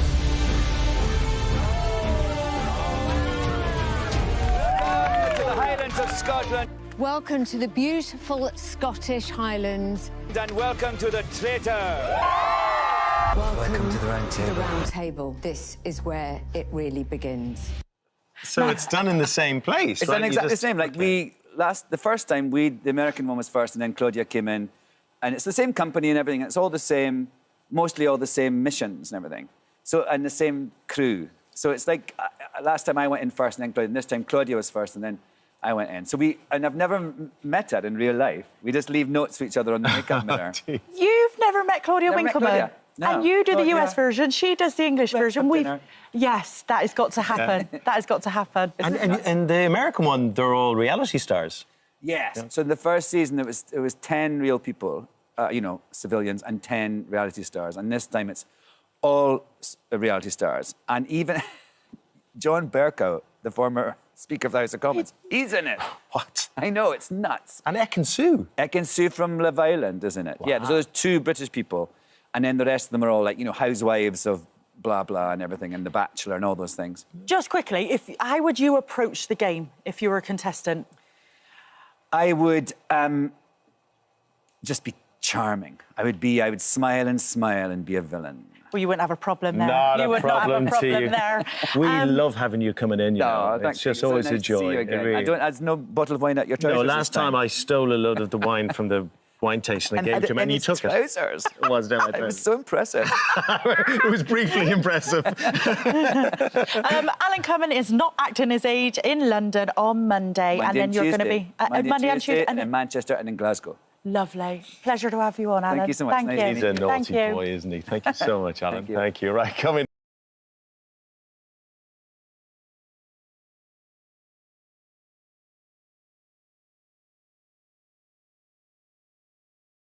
Hey, Jane. How are you? I'm very good. Yeah? You're full of cheese, I know, obviously. right? I know, it's but very tasty, though. good, very good. I love the canaries. Oh, it was so nice. And you know, it's just really embracing. They love the Brits over there. So it was great to be there. And so many from the United Kingdom go on holiday there, so it was a really good time. Jane, you just look like you're having the time of your life. You've got, like, the best job in the world. You must love it. I do, and I'm taking a break from it, so I'm not happy about that now. You know, I am, because I'm going on to the music side, right. But it's you know, I'm sad that it's come to an end. You know, the travel has come to an end now, so this is our last hoo-ha for a long time. But not forever. I hope not. Not forever, no way. It's really weird, because we were having this conversation earlier, and it's, look, if you've worked on a travel show, you know what it's like. It's actually hard work. Very I did it for hard work. years, you know, because you're in and out, and you're up early, and you stay up late for sunsets, and you're up for sunrises.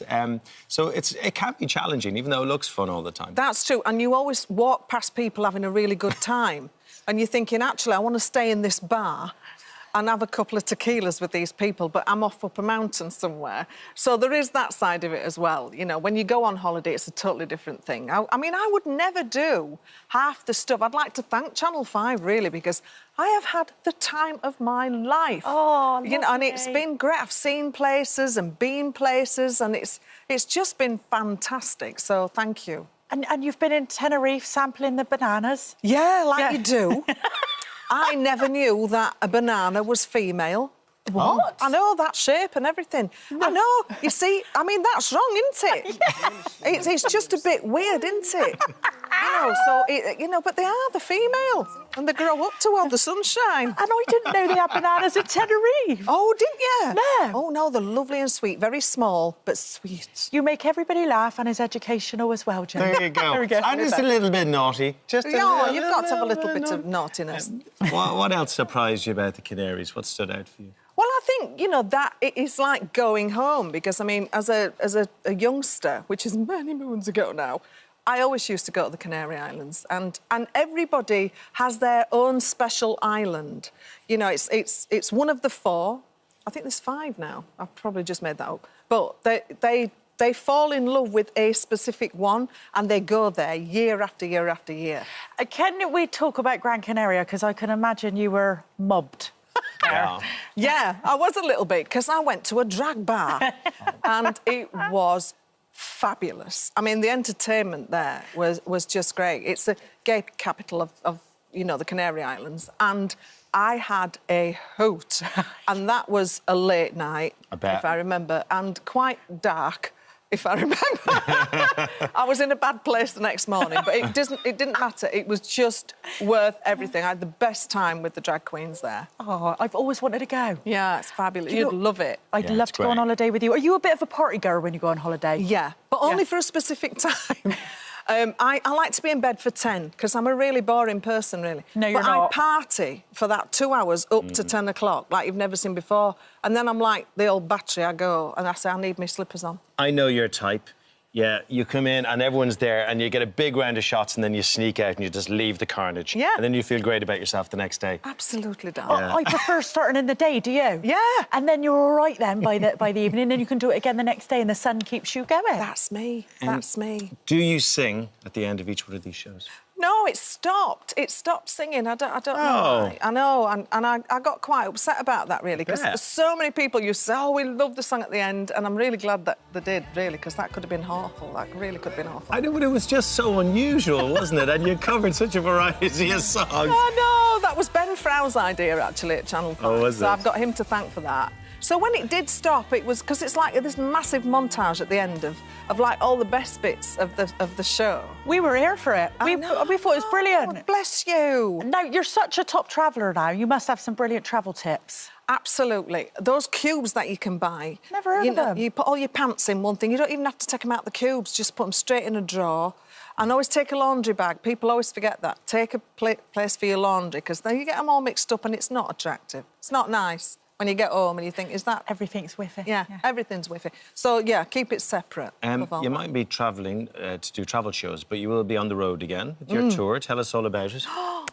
With All My Love, it's called. And I haven't toured for 2 years, so I can't wait to see the fans again.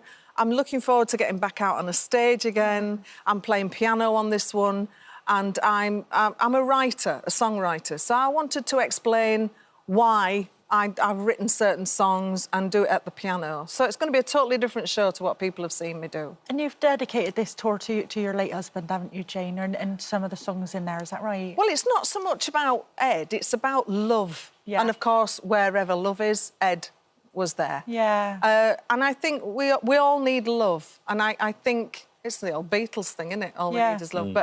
And it is true. And I have a love for everybody I work with, and I have a love for my fans. And so I cannot wait for that reaction again. You know, that two-way thing that me and my fans have, which is so special. And I'm so grateful to them all. Are you nervous? I can't wait to see them. You're Nervous? Yeah. Yeah, I still get a little bit nervous because I sound a bit like Les Dawson at the minute on the piano. So I need to brush up on it a little bit. Your voice, though, incredible, absolutely incredible. The notes that you can hit, it's brilliant. I shock myself sometimes thinking, where did that come from? But I have a go, and I think that's half of it. And I love it, and I think it's good for the soul, and I love to sing, and I love my fans, and I can't wait to see them all. Oh, And we're going to forgive you for breaking the gravy fountain. I know, I'm sorry it was about you. that. Yeah. I know, I was watching you. I know, because I can take it home now. Jane, the very best of luck on the tour. You've got so much support, and we're all behind you. Thank you. Thank you. Jane Thanks, Jane. McDonald, thank you.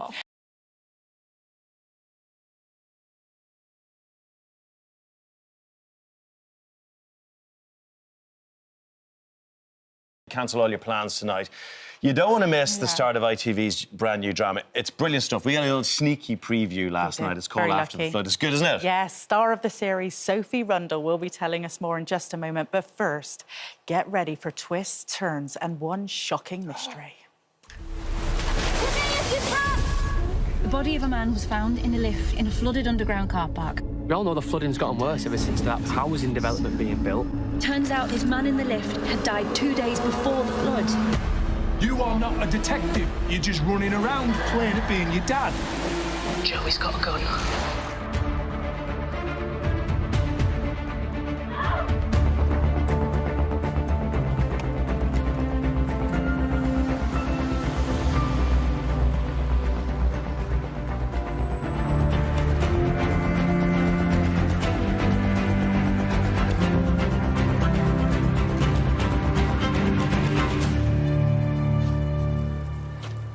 You took the baby. You saved the baby. Oh, it's good stuff. Oh, Sophie Rundle's with us now. So my issue at the moment with you is I just see Ada Shelby, OK, and I'm terrified. This happens. Yeah, I'm not scary. She's very scared, but I'm not. Different hair, don't worry. We'll talk Peaky Blinders a little bit later on because it was absolutely brilliant. But we loved the show. We got a sneaky look last night, didn't we? It's good. Thank you. It's Very good fun. Could you tell us a little bit about what it's about? I mean, we've watched the first episode, but can you give us a premise of the storyline? Yep, so it's set in this fictional northern town, and it begins, as you saw there, with this enormous flood that sort of devastates the community. And there's a big sort of exciting drama with a baby that my character ends up saving. And then as the floodwaters recede, this body of a man is found in a lift, but all is not quite as it seems. So my character, Jo, kind of goes on the trail of this mystery and uncovers more than she expected. It's a brilliant story, But the first thing that grabbed me last night was just how dramatic it is. And it's not CGI. You're wading through water. Wait till you see it tonight on telly. You'll be absolutely amazed by how do they do it? Do they actually flood streets for you guys? Well, yeah, they sort of flooded it and then they just chucked us in, really. We really are doing it all. But it's an amazing thing. You don't see that kind of thing on British telly on that scale so much. So for the opening flood sequence, we went to a place in Teesside and there's this water course. They film a lot of dramas there and they do a lot of emergency rescue service training there. And they have control over the water and it can be quite low or they can get it up to sort of really strong currents. And that's how we shot all of that. And then that's the street scene, is it? So that's with the sequence with the flooded baby. And then with the flooded street that you see later on, they built this enormous water tank. It was basically a huge paddling pool, filled it with water. They built the fronts of the houses and then we got in. And they so you've had totally special flood training to be able to shoot this? Zero flood training. Oh, right, OK. They just launched us in and said, we'll get you a chocolate bar afterwards. Oh, that's all right. Don't get too cold. Yeah. Do you know that the weirdest thing? So I've just started watching Peaky Blinders again, and you are just about to have your baby in that. In this, after the flood, you're pregnant, and then you're sat here and you're pregnant and now. I'm actually There's an pregnant. ongoing theme here. There is an ongoing theme. I've just gotten really method, apparently. I can't escape it. Babies everywhere. But you, in your character, you are pregnant and you are joined by your real-life husband. Yes, yeah. What is that like, working with your husband? It's slightly strange. We ummed and ahed about whether to do it because we thought, is this a bit odd? But we've worked together a couple of times and we just really like working with each other. It comes very easily to us. We're the kind of people that we don't take it home. So right, it made a lot of sense. So it kind of feels like working with a friend or somebody that you've worked with for a long time. It was nice. Before I knew you're married, I only found out this morning, I knew by the way you were with each other last night, because you did really angry with each other so well. And it wasn't like big shouty really stuff. But it was because, I won't give away the storyline, because he's pretty annoyed about you about something you do in it. But you can tell it's the little nuanced stuff. Yeah, but it's also the writing. It's really clever. Like, I have the same kind of dynamic with Lorraine, who plays my mum in it. That thing that you do when you love someone, that level of sort of bickering, and it's a strange love language, but I think it is very relatable for any couple. Sophie, how do you balance it all? Because you've got a 2-year-old as well, haven't you? 2-year-old, yeah. Did he come on set with you? How do you balance your work life? Because you've been so busy. I'm very tired. Yeah. But no, we sort of don't bring him onto set because, I mean, it's a very boring place for a 2-year-old. Yeah. So a lot of help from family and friends and, yeah, just a lot of coffee. But you've timed things perfectly, because you're going to have a summer baby, you're going to have a June baby. Yeah. Short nights, you can go for the early walks to clear the head in the pram and all that. It's a smart time to have a baby. Is it smart? Is it ever smart? Well, I've had 4. We have 2 winters and 2 summers, so okay. yeah. OK, I'll take your word for it. I recommend summer. OK, yeah, good. I recommend I'm summer. stuck now, aren't I? You are, yeah, you can't change it. You can't change it. I let out a little scream the other day because I did have a little bit of news that Peaky Blinders, the film, could be being filmed in 2024. Please, is it true? Do you know what? I get asked this all the time, and I'm so disappointing because they never tell us stuff, because we come on daytime TV and they don't want us to spill all the gossip. So I don't know. There's conversations swirling around. I'm the last to know. She knows, I can tell by the look in the eyes. I shared it on my stories and everything. You probably know more than me. Oh, right, OK. Oh, because they don't tell you. They don't trust us. In case we get it out of you. Right, OK, Exactly. got it. The really fun thing about meeting actors who come into us is you know, I'm thinking, where is the hidden Ada Shelby in here? Because you're so polite and lovely, and Ada was scary, wasn't she? Yeah, she scares me, to be honest, and I am her, so I don't know. Yeah, I don't know. It's a sort of... I put the wig on, and I don't know, I become Ada Shelby, I guess. Can you believe just how big Peaky Blinders got? It was such a phenomenon. It's mad. But I was saying just before, you know, when we did the first series 10 years ago now, it just kind of came out and people liked it, but then streaming platforms kind of emerged over that time, and I think it's because of them that this huge fan base kind of grew and grew, and it grew with it. It became this huge thing. So, which was quite nice, because we didn't have that kind of, you know, you do the first series and then it was a big splash. It became its own beast, so we kind of didn't really notice it happening. It was only when I think at one point I went to Italy and I was walking around in this little town and there was a Peaky Blinders bar and I thought, that's strange. And then I noticed it was getting bigger and bigger, so... I just can't believe that you're from Buckinghamshire. I said it when I first saw you. I always thought you were a northerner. I'd spent so long being a northerner. And I don't know, I feel like I should get a membership card now. You must be so good at accents. So good at accents. It's just been so long and we filmed, like, so much of British telly is filmed up there that it's just kind of... I don't become my other personality, along with Ada Shelby. Yes or no, Cillian Murphy for an Oscar? I think so. Yeah. I think you should get it. I think you should. Sophie, thank you so much for coming in. We really, really do hope that you are filming a Peaky Blinders film. And tonight, after the flood, 9 p.m, ITVX and ITV. Thank you very much. Thank you.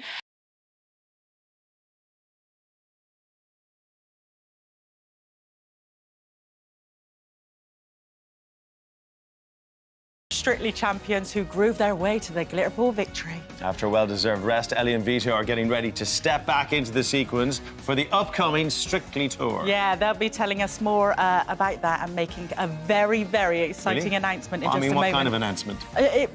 You need to stop now. Can't help myself. But first, let's take a look back at their ballroom highlights.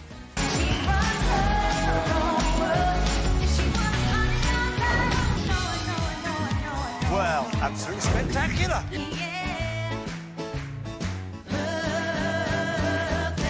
And I feel like I'm slowly falling in love with you.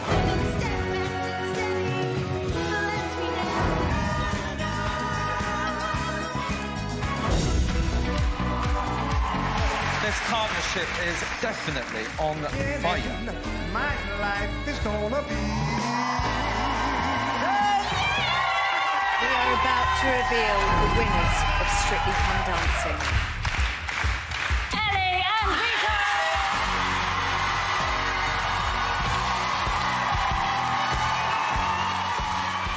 And we are very lucky because Ellie and Vito are joining us now. Thank you for coming back in. But we have got to start this with some very exciting news.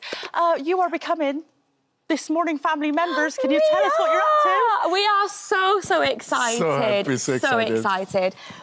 I'm going to apparently be turning into a teacher. I don't know how you feel about that, but I'm good. We are going to basically give 3 couples some dancing lessons. Yeah, we give lessons, we give, you know, the best notes, the best advice. When couples kind of go to a event, a wedding or birthday or something like that, and, you know, you're always trying to get one of them up to dance and you're thinking, come on, like, my mum always says it to my dad, like, come on, have a dance with me. And my dad's like, I'm not dancing. So we're going to kind of, show a little bit of moves. Everyone can dance. Everyone has to dance, you know. So you think everyone can dance, Vito? Yes, Craig. You too. It's a challenge, my friend. You see the little videos on social media, you know, when couples get up at their wedding and they dance together. Yeah. So if you've got anything like that coming up or a big event where you want to really show off, you're going to go and teach them how to be the professionals. Oh, yes. You have now the background. Yeah, apparently I now have the background. Yeah, I don't know how he feels about letting me teach. No, it's fine, it's Maybe fine. I could teach you a few things. Oh, why not? Yeah. I mean, this is the moment we swap. I 100% guarantee you cry at those videos, Josie, when you watch them. I do cry a lot. I'd imagine there's some interesting backstories as well to some of these people. It's quite a significant moment when they get to dance with someone, maybe. Yeah, of course. I think for me, I found that dancing really helped me in a lot of ways, and it's kind of become a huge part of my life and something that I really fell in love with. And if we can kind of help people feel the same way, then it's amazing. So that's the announcement. That's the announcement. No, it's a lovely announcement. But it's, you know, people ask me things about when you come in. 2 things. Are they a couple? And Vito's chest hair. What's it like? Did you have a shaved head? Today is a bit trim. Oh! Because Ellie yesterday said me, Vito, it's too long. I did say to him, you could do with a bit of a shave, Vito. But I did the wrong length this morning. There is a bit... We wait for the next time. It's a bit... You could, Vito. Last time you came in, I mean, you just picked up the Glitter Ball trophy. You'd won Strictly, and is it all sunk in yet? It must seem so surreal now, looking back. I don't think it will ever sink in. It's a once-in-a-lifetime thing, and I still cannot believe that we won. I watched that video over and over and over again, and I still think, like, how is that Oh, You're getting emotional again. You're getting emotional. I always do. No, Yeah. I do, because it was such an emotional time. And, yeah, I think that it kind of feels like a dream. It kind of feels like it didn't happen, but it's like the best dream ever. Can you describe the moment when you broke the trophy? Yeah, We know everything. Oh, Well, no. we're very clever researchers. It wasn't on purpose. It wasn't on purpose. It was obviously by accident. But, yeah, I did break the trophy. But my dad's fixed But it. Al, your dad my dad fixed it, He so took it now to the shed it's all and it's good. fixed. And now it's on the dining room table and it's perfect. I love the fact that he's took the Strictly trophy to his little shed in the back garden. Yeah. And he's sorted Everything out. goes in that shed. What's it like after you win? Like, how life-changing is it, those weeks afterwards, and you're starting to do lots of different things you wouldn't have done before? What kind of things? It's been amazing. But also, I think because it's been Christmas, Yeah. obviously you've been home to your family, I went home to my family, and it was really nice to kind of just have that family time, because we was dancing for 3 months and it was so intense. So to kind of have that chill has been really, really nice. But obviously now we're in the new year, we've got the tour coming up, so that's the next really exciting thing. And do people know about it in Italy, Vito, when you go back? Are they aware of the show? People know who Strictly are, but what Strictly is. Oh, yeah, Literally. people know. They follow Strictly. I knew what Strictly was because, you know, it's like the best in the world. So who doesn't know Strictly? So everyone was so happy. I went and also in the Italian version of Strictly, everyone was celebrating for me. They said that while they were in the show, they were watching us and they were, like, so happy. And honestly, Strictly is just followed by everyone. What do they call Strictly in Italy, then? Ballando con le stelle. Oh, it sounds lovely, doesn't it? Can you say it again? Ballando con le stelle. Oh, wow, I like that. Yeah. I really like that. It's lovely. Everybody that goes on Strictly say they leave a different person. You know, they've had their confidence so boosted. Did it do the same for you, Ellie? Absolutely. Like, I think that we both saw how much of a difference it made to my life. And I think that we've said it before, like, I kind of started Strictly a girl and I left as a woman. And I have grown in confidence so, so much. And fallen in love with dancing, which has been incredible. We've seen that, because you've been on the sofa over the course of the Strictly journey, and we've seen you grow in confidence. Oh. And actually just joy. You're so joyful about it all now. And you get giddy Yeah, again. I am. Because of the tour. Tell us about it. Yes, I'm so excited to be dancing again. I think over Christmas I was like, what am I doing now? Just literally waiting for the tour. So, yeah, we're back at rehearsals for the tour. And Getting ready for the tour. Yeah. It's going to be a memorable experience. Yeah, I feel like it's just the cherry on top of the cake. And where does it kick off to and what date? We start in Birmingham Yeah. on, I think it's the 19th? Yeah, 19th of January. And we finish in London. Yeah. At the O2. You finish at the Finish in O2, London, the big ending. Yes. Lovely. Yeah. And all the judges are back?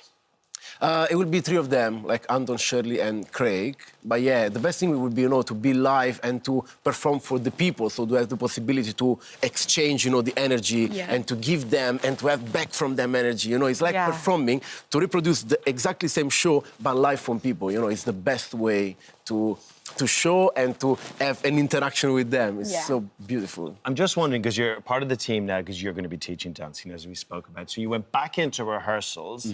The version of you now, when you have to dance with him compared to when you started, are you starting to teach him a little bit now? What's the balance of power like in rehearsals? Well, no, towards the end of Strictly, actually, there was a few things where I was like, maybe we could do Suggest that a there. step. And Vito was like, Oh, yeah. Actually, I didn't think Actually, about it's that. better. So I started to help out with the choreography. I'm not going to call myself a choreographer just yet, but I think we're getting there. I think we're getting there. Yeah, we're getting there, absolutely. So if you find, because, you know, you've learnt to dance doing Strictly, have you found learning to dance doing the tour, because you're expected to be at that next level now, have you found it quite tough?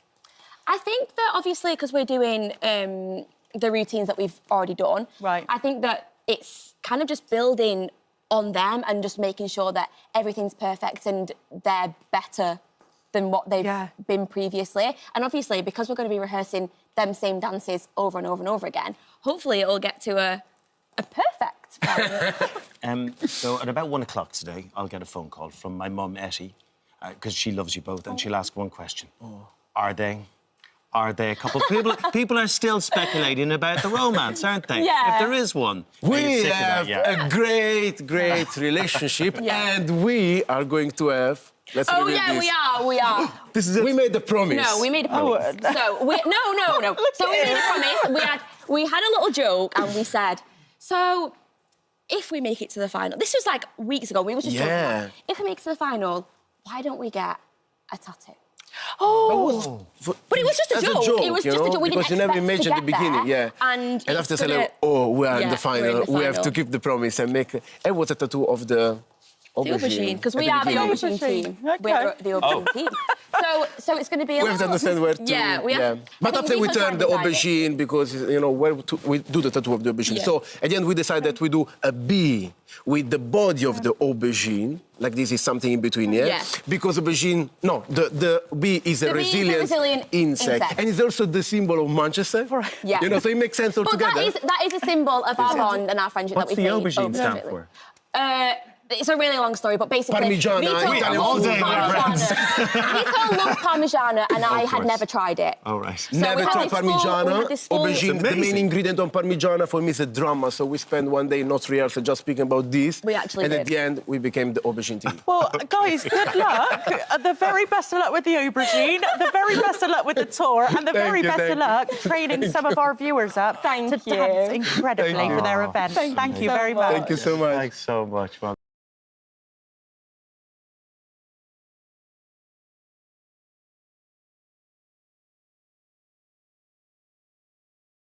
This weekend, the greatest show on ice returns to our screen. Yeah, celebrity hopefuls will get their skates on for this year's series of Dancing on Ice, including Ryan Thomas and his pro partner, Amity Fancy. Hello. Hello. How you doing? Very well, very well. So glad to see you both walk in here. No hobbling, no major bruising, all looking Not okay today. so far.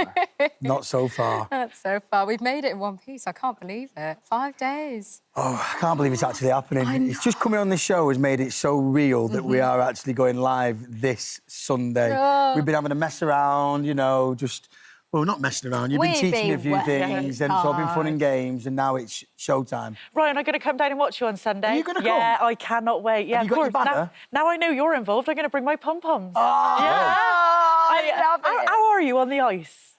How am I on the ice? I mean, you are really Where's speaking to the this? most... Oh, look at us go. Yeah. Where do you get this You from? look really good. You're almost graceful, Ryan.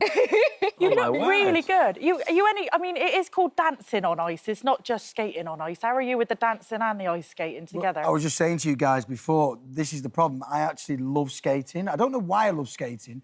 We used to do it at Christmas like everyone else, and we used to do a bit of rollerblading when we were away. So it maybe helped. I felt like I was, OK on the ice. And then I realised it's called dancing on ice. And I said to Amani, I said, can you just skate around me and make me look like First I thing know he what ever I'm doing? said to me, please just dance around me and let me just stand in the middle. And I was like, I'm not sure if this is how the show works. Manny, has he got snake hips or is he... You know what? I think you're going to see in our first routine. Oh, really? Yeah, I actually think he's a lot better than he thinks. He's the most self-critical person. It's all coming out Lots now. of self-doubt. Do you know what I was saying to my VTs on the ice, for Dancing on Ice? I said, I've got that winning mentality. I'm going to, doubt myself this year. I'm going to say to myself that I'm going to win it. And now I'm like, no, I'm not going to win anything. You've got to. I think you're so brave. I just want to do get it. through the first Because show. When you see the pros skate, I mean, it's just so majestic. These guys are incredible. These guys, and this is where you look at it in a different light, and you look at them like this is why they're called the pros, and you have a newfound respect for all of them. And I've seen Sylvan, doing a spin with Amani up in the air. He was spinning on her head, and I'm going, how?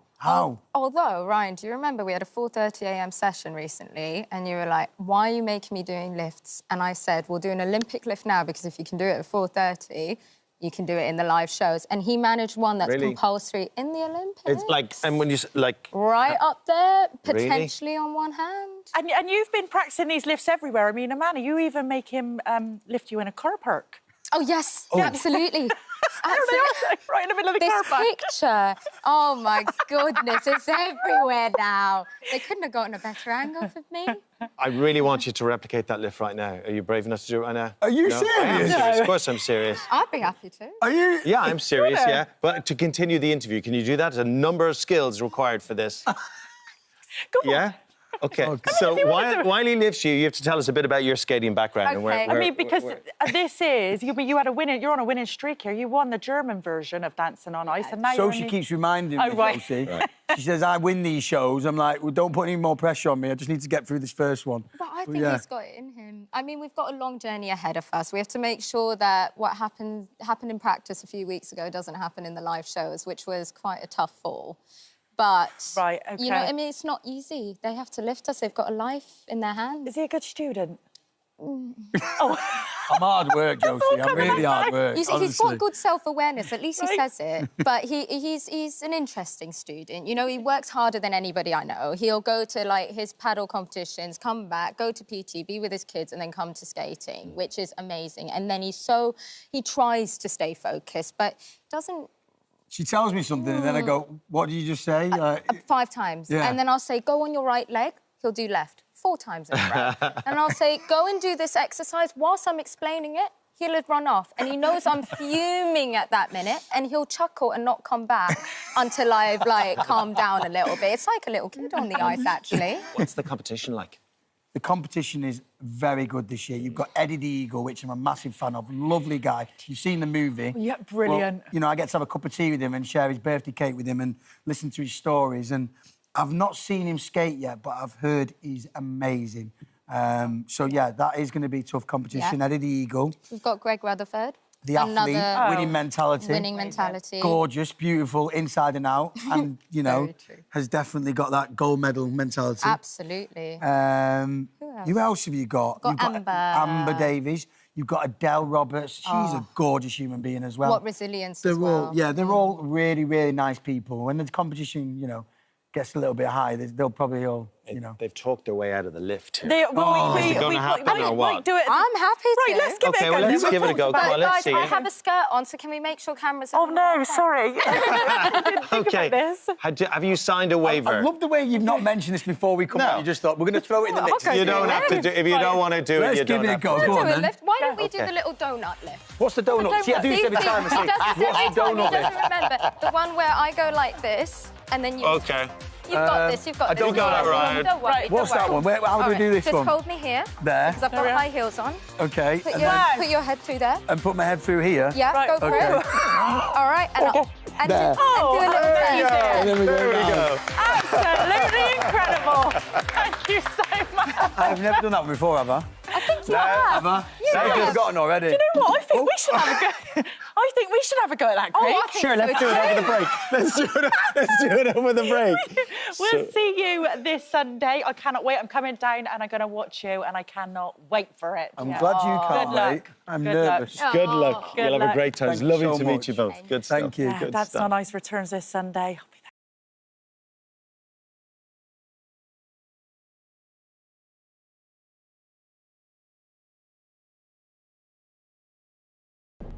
And the incredible Kush joins us now. Good morning to you. Thank you for having me, guys. This looks so intense. Yeah. It looks insane. Can you give us a little bit about the storyline? It's a comedy, clearly, as you can see. Yes, I'm so excited to be talking to you about it. Criminal Record is a dark police crime thriller where 2 detectives, one played by Peter Capaldi, one by me, kind of smash into each other and spend the whole series being complete nemesis, trying to work out who's going to win this cat and mouse game of whether somebody was convicted of something they didn't do. Yeah. Peter Capaldi is a bit of a nightmare throughout your journey in the show. What a great actor and what a great cast actually across the board. Yeah. It's a fantastic cast. Peter and I have wanted to do something together for so long, and we actually put together this show ourselves and we're able to build the characters from the beginning. And we're actually like really good chums. He's very funny. He's hilarious to be around. So we almost couldn't be together too much when we were shooting our scenes because we couldn't get chummy, and he just comes across as absolutely horrible on this show, but you also really love him. You know what I mean? Like, he's a flawed, but you're like, oh, but I love you, yeah. How do you play such a serious character? Because you're so funny. I don't know, I just do dark dramas. I don't know what wants me to do anything funny. I think what's weird about acting is that a lot of the time when you're doing really dark stuff, you actually end up having a really fun set. It's kind of, that balance is really odd. We had a lot of fun shooting the show, even though some of the themes are really dark. Yeah. But yeah, no, I love anything where I get to kick people and they beat me up and I fall over things. And Yeah, I just love it. Yeah. So you're the exec producer on the show. Is that an added pressure? Yes, a little bit, Well, Josie. it's got I to be had to work out who was going to get cheese toasties when, you know, what were we going to do for our Were you party? booking cars for people? I was getting other people to book cars for people. It was intense. You know, what colour the mugs were? No. Do you know what was really cool about it is, like, you get to be part of that creative process from the very beginning. Usually, you're an actor, you show up, you get on set, you're given your script, and you're developing the character as you go along. But with this, it's like I knew who June Lenker was before I got to set on the first day. Well, you've developed her. Yeah, and it was just so exciting. And, like, I grew up in South London, and so to shoot where I grew up and to be part of the process in that way was a bit of a, like, little girl dream for me. Yeah. You're proud? Yeah, I am quite proud. I can see that in you. I know British people are terrible at that, but, like, I'm really proud of myself. Yeah, you're not allowed to be proud of yourself. Well, no, we're not, Of course you are. Yeah. But do you know what I love about it? Because throughout your career, you've taken control of a lot of your career by writing, and when things weren't going great, you'd write something. You generated your own work, which is really impressive. That was something obviously instilled in you by your family. You always work hard. My parents are both nurses, so, like, they always say, like, Fred and Ginger dropped me off in a basket on the doorstep, but they just don't know where this kid came from. They were like, where's she? I'm going to be on Broadway. But I think that I always loved telling stories. Like, I was always the kid at school that wanted to, like, do a play within the school assembly, or, like, can we make the nativity bigger? Like, that was always my... But I think I'm somebody who thinks that if things aren't quite happening for you the way you want them to, you should kind of go back to yourself and see what you can make. Like, if you're a maker, you should make things. So I wrote that play about Josephine Baker when I kind of wasn't working very much at all, and that ended up leading me to being on The Good Wife in the States. You never know what you're going to do that's going to lead you to something else. Do you know what I'd like to see you do, Kush? What? I'd love to see you be a Marvel, have your own Marvel character. Yes. I could really see it. And you do all your own stunts, well, a lot of your own stunts as well, I love don't you? doing stunts. Like, I shouldn't, because, like, a doctor once said to me, there is a reason why footballers retire at a certain age. Like, I'm going, my knee's not kind of... Why is this always... But I think I'm quite a physical actor. Yeah. I love knife fights, I love guns, I love rolling off cars, I love getting beaten up. I don't love getting beaten up, you know what I mean? I love the whole kind of technical aspects of, like, working physically, because you do a lot of that on stage as well. Yeah. I'd love to play a Marvel character. I could see you like a bit of a Lara Croft. Yeah. Oh, yes. Yeah, right, OK. Or a Bond villain. Yeah. I'd love to be a Bond villain, not a Bond girl. I'd like to be a villain. How about Bond? I mean, Come you know, on. I don't know if I want to, like, create my own thing. So I think I could be, like, a really awesome female Bond villain. Talk to us about the States. It's interesting because a lot of people work here and then strive to make it big in the States. You're big over there anyway, and you're back over here. It's an interesting way to work things, you know? Yeah, well, you kind of... I think the pandemic had a big effect on lots of us. And also, I have a 5-year-old who's adorable, who I love. And, like, you have a kid and that slightly changes your relationship with work in terms of wanting them to have family around them, people around them. But also, I kind of just go where my heart tells me that I want to go. I do a mixture of stage and screen, and so I kind of, like, I just move around the world. It's so much smaller now, so just very lucky, really. You're currently playing Lady Macbeth, aren't you? I am, yeah. Where's with David Tennant at the Donmar. You love your doctors, don't you? I love my doctors. I only work with doctors and Scottish people. That's what I do. But the last thing David and I did together was Deadwater Fell, and we were laughing the other day because he was like, have you noticed we only do things where I'm evil and kill people and we're in Scotland? And I was like, yeah, and he played Hamlet too, and I played Hamlet, so...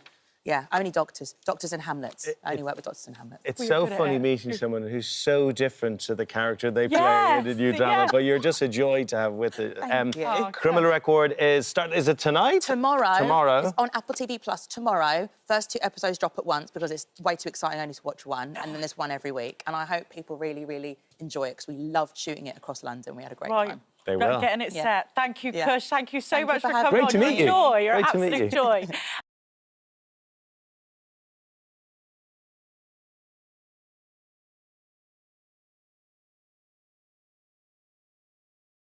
Buckle up, my lovelies, because our next guest may be known as a petrolhead, but these days he traded the grinding gears for his global adventures. Yeah, after exploring the wonders of Japan and sampling the delights of Italy, James May is back on the road, and this time he's taking on India. Is this Indian head massage? I'll just wait till I've got my face back. Thank you. Would you like to know? It's India's 23rd official language, the horn. This is fantastically miserable. Can we have a brolly, or is that not allowed? Thank you, sir, for your hospitality. It's a very nice place you have here. This is a real India. This is India. Watch this. At least I now look like My Little Pony. Looks so good. James joins us now. Hi, Welcome James. back. Thank you. So, Good how morning. was India? It's one place I've always wanted to go. You've not been? Never. You must go. Everybody should go.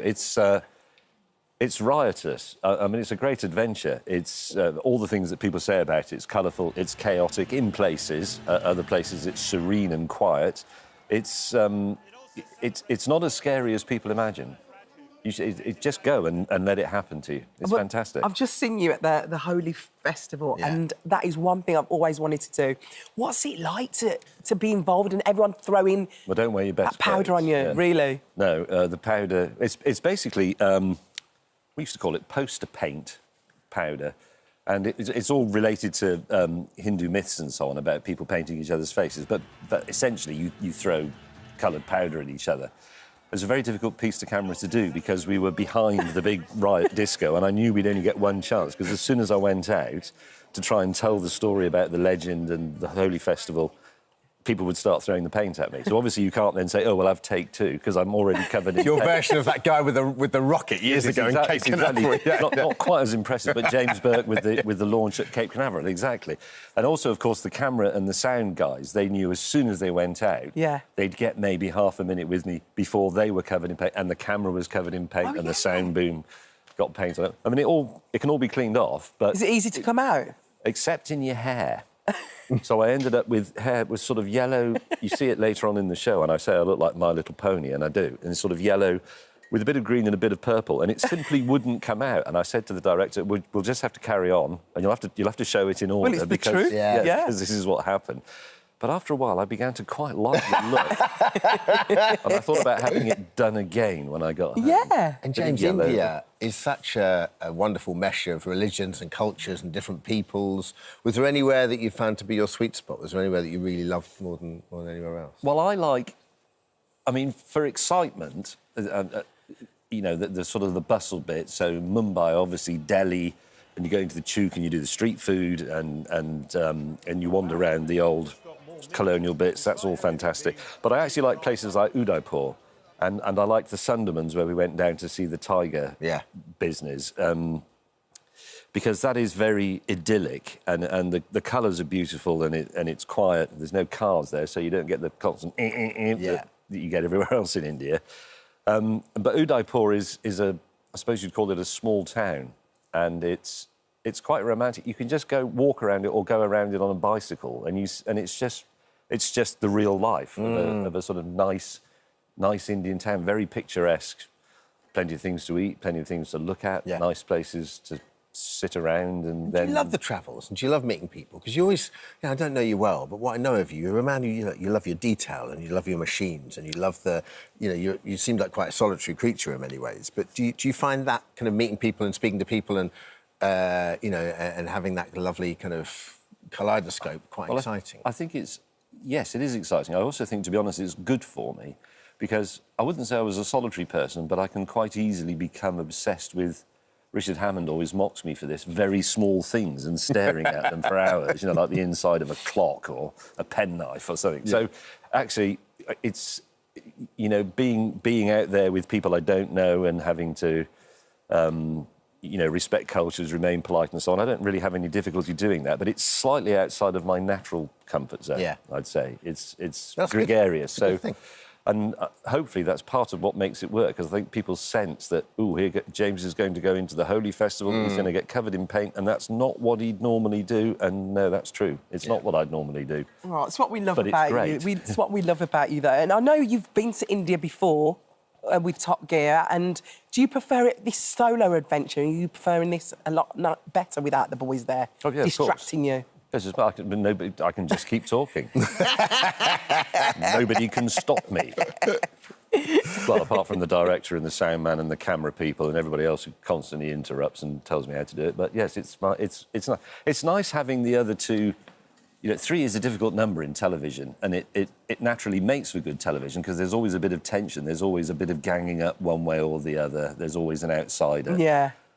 but you have somebody to bounce off, and you know we have our natural differences, which is what makes the supposedly legendary chemistry of us three work. But when you're on your own, yeah, you can do what you want. We have to ask you about, is it Tollywood, which is the Bengali language rival to Bollywood? And you did a bit of acting while you were out. Or smell a BAFTA. I don't think so.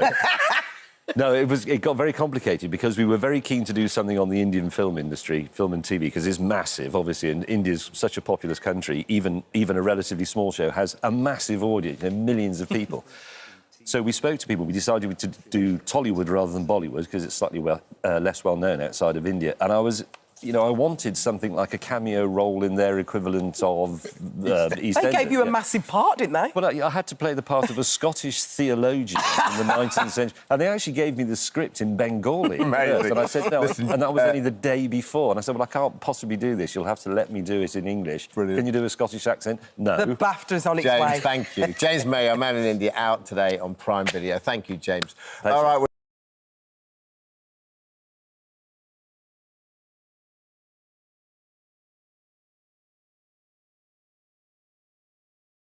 This is nice. Look at this, me and you. I know. It's proper like couples, that, isn't it? It is a nice picture. We take a picture. Thank you. Good luck with the competition now. Now it's time to turn up the heat, isn't it? Back. Do you know, why am I the only person that doesn't get my Love Island? What do you want us to do? What reaction do you want? Yeah. That's really good. Do it.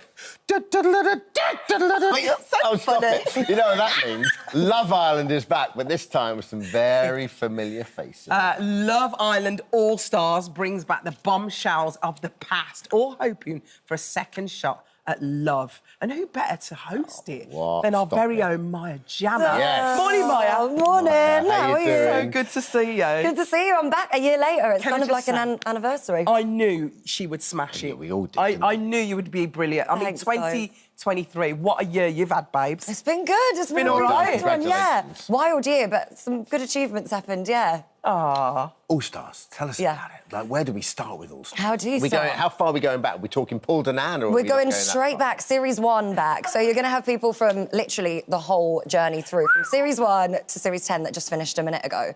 So, yeah, it's a bit of everything. That's quite an age range. There is, and that's also really interesting because some of them are going to be in their 30s now, some of them still mid-20s, early 20s. So just to see the dynamic change and their experience, they know how it goes, they know what they're looking for. I think more drama. And obviously they're all single. Yeah, all single and looking for love. So they could have been with somebody and then they're out the picture now, they want love, and then they genuinely after love. Yeah, well, you'd hope so, wouldn't you? I think so. Doesn't everyone Well, want also, love? I think that with All-Stars, you can play it a bit more for laughs, can't you? Yeah. Like, you know, some of them, they've all been there before. It's not their first rodeo. Yeah. So you kind of... It's like when you do Celebrity Big Brother. You can have a bit more fun with it, Yeah, can't I you? feel like a lot more mix-up, a lot more drama, because they know what to expect, they know what makes it fun now, so I think they're going to go in there, game plan, attack it, and I'm hoping for all of the drama, to be honest. Do you have a couple of favourite OGs? Do you have... I've got secret ones, but I don't think I'm allowed to say. Do you have a favourite year? I have to be in the middle, just like you lot. I've got to be in the middle. Oh, I'm not impartial, though. Terrible at I'm that, never sorry. impartial. Do you have We a try. favourite year, though? Yeah, well, my favourite year was probably the year with Chris and Kem, actually. Chris and Kem was probably my favourite year. Kem. Olivia, all of them lot. That was a good, strong It was a series. good year. It was a year it kind of properly caught light as well. I feel like it went really viral then. And I think was lockdown year Danny Dyer's year? Was it around that It might time? have been, yeah. Because I remember the Danny... that may be a year before. Yeah, I remember think that that was was the one year before. I watched it. And That was a good one too. But my thing is, you've got to watch it from the start. And you get Yeah, it. So if I you can... build connections to them, don't you? When you start them at the beginning, they're a bit shy or they're trying to find their feet and then they get involved in heartbreak or love or whatever. It's nice to watch the growth. We have like a WhatsApp group and all we ever talk about are your outfits. Like they have become an event. On my haven't WhatsApp they? group?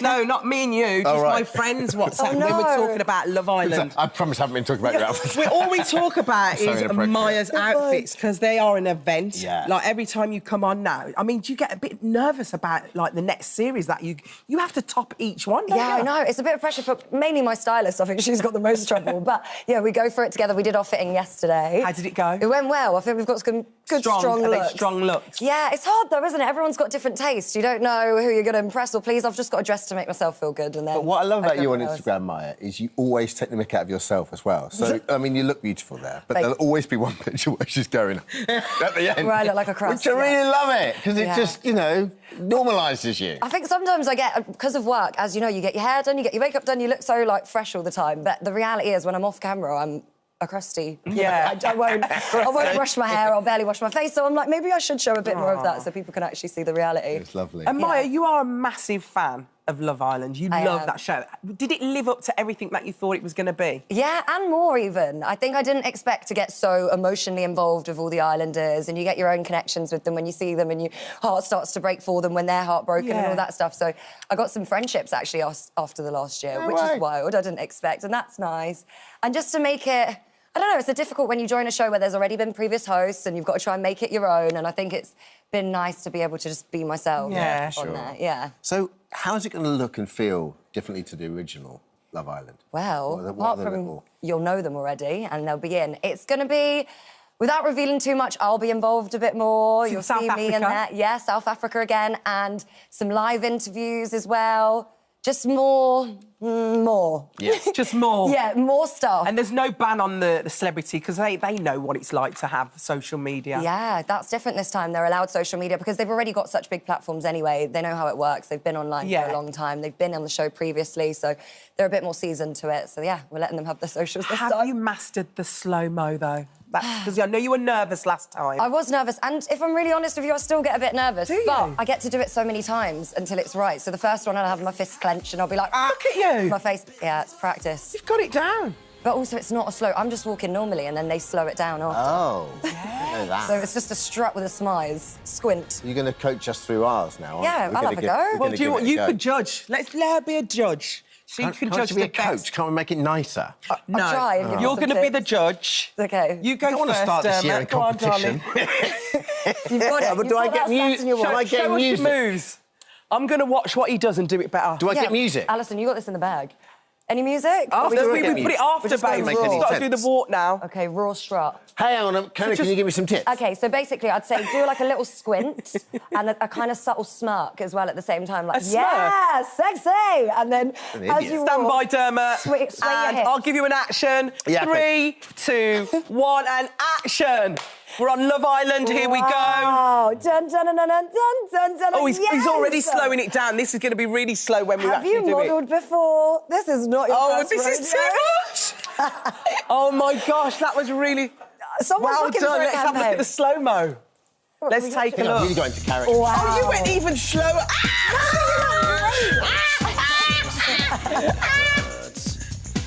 Even Maya's in slow-mo. Oh my God, I loved it. Oh, my God, it's too much. I can be on the... You look good. Here comes the flick.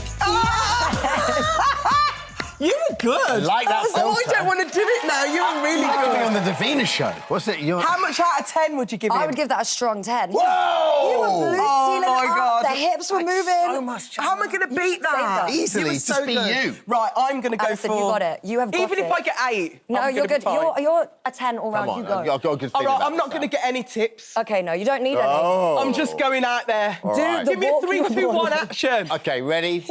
3, 2, 1, action. Yeah. Oh, she's looking down. Yes, oh my, Alison. Oh, she's doing it. Shake it. Smoky. Absolutely devastating. Fire. Stop Fire. it. Oh, she knows what she's doing. Not her Oh. first rodeo. Oh. Beautiful. Wow, that's That was amazing. stunning. Incredible. Let's take Here a we look go. at it. Look at the hair. Oh, my God. She's not making it. Yeah. She's seeing, she's ready. You'll see you now. Look up. Oh, my Swishy goodness. swish. Give us the swish. Boom, boom, boom. Amazing. What? Amazing. That was a Someone shutdown. call the fire Killed department. it. You absolutely killed it. I would give that a strong 10 as well.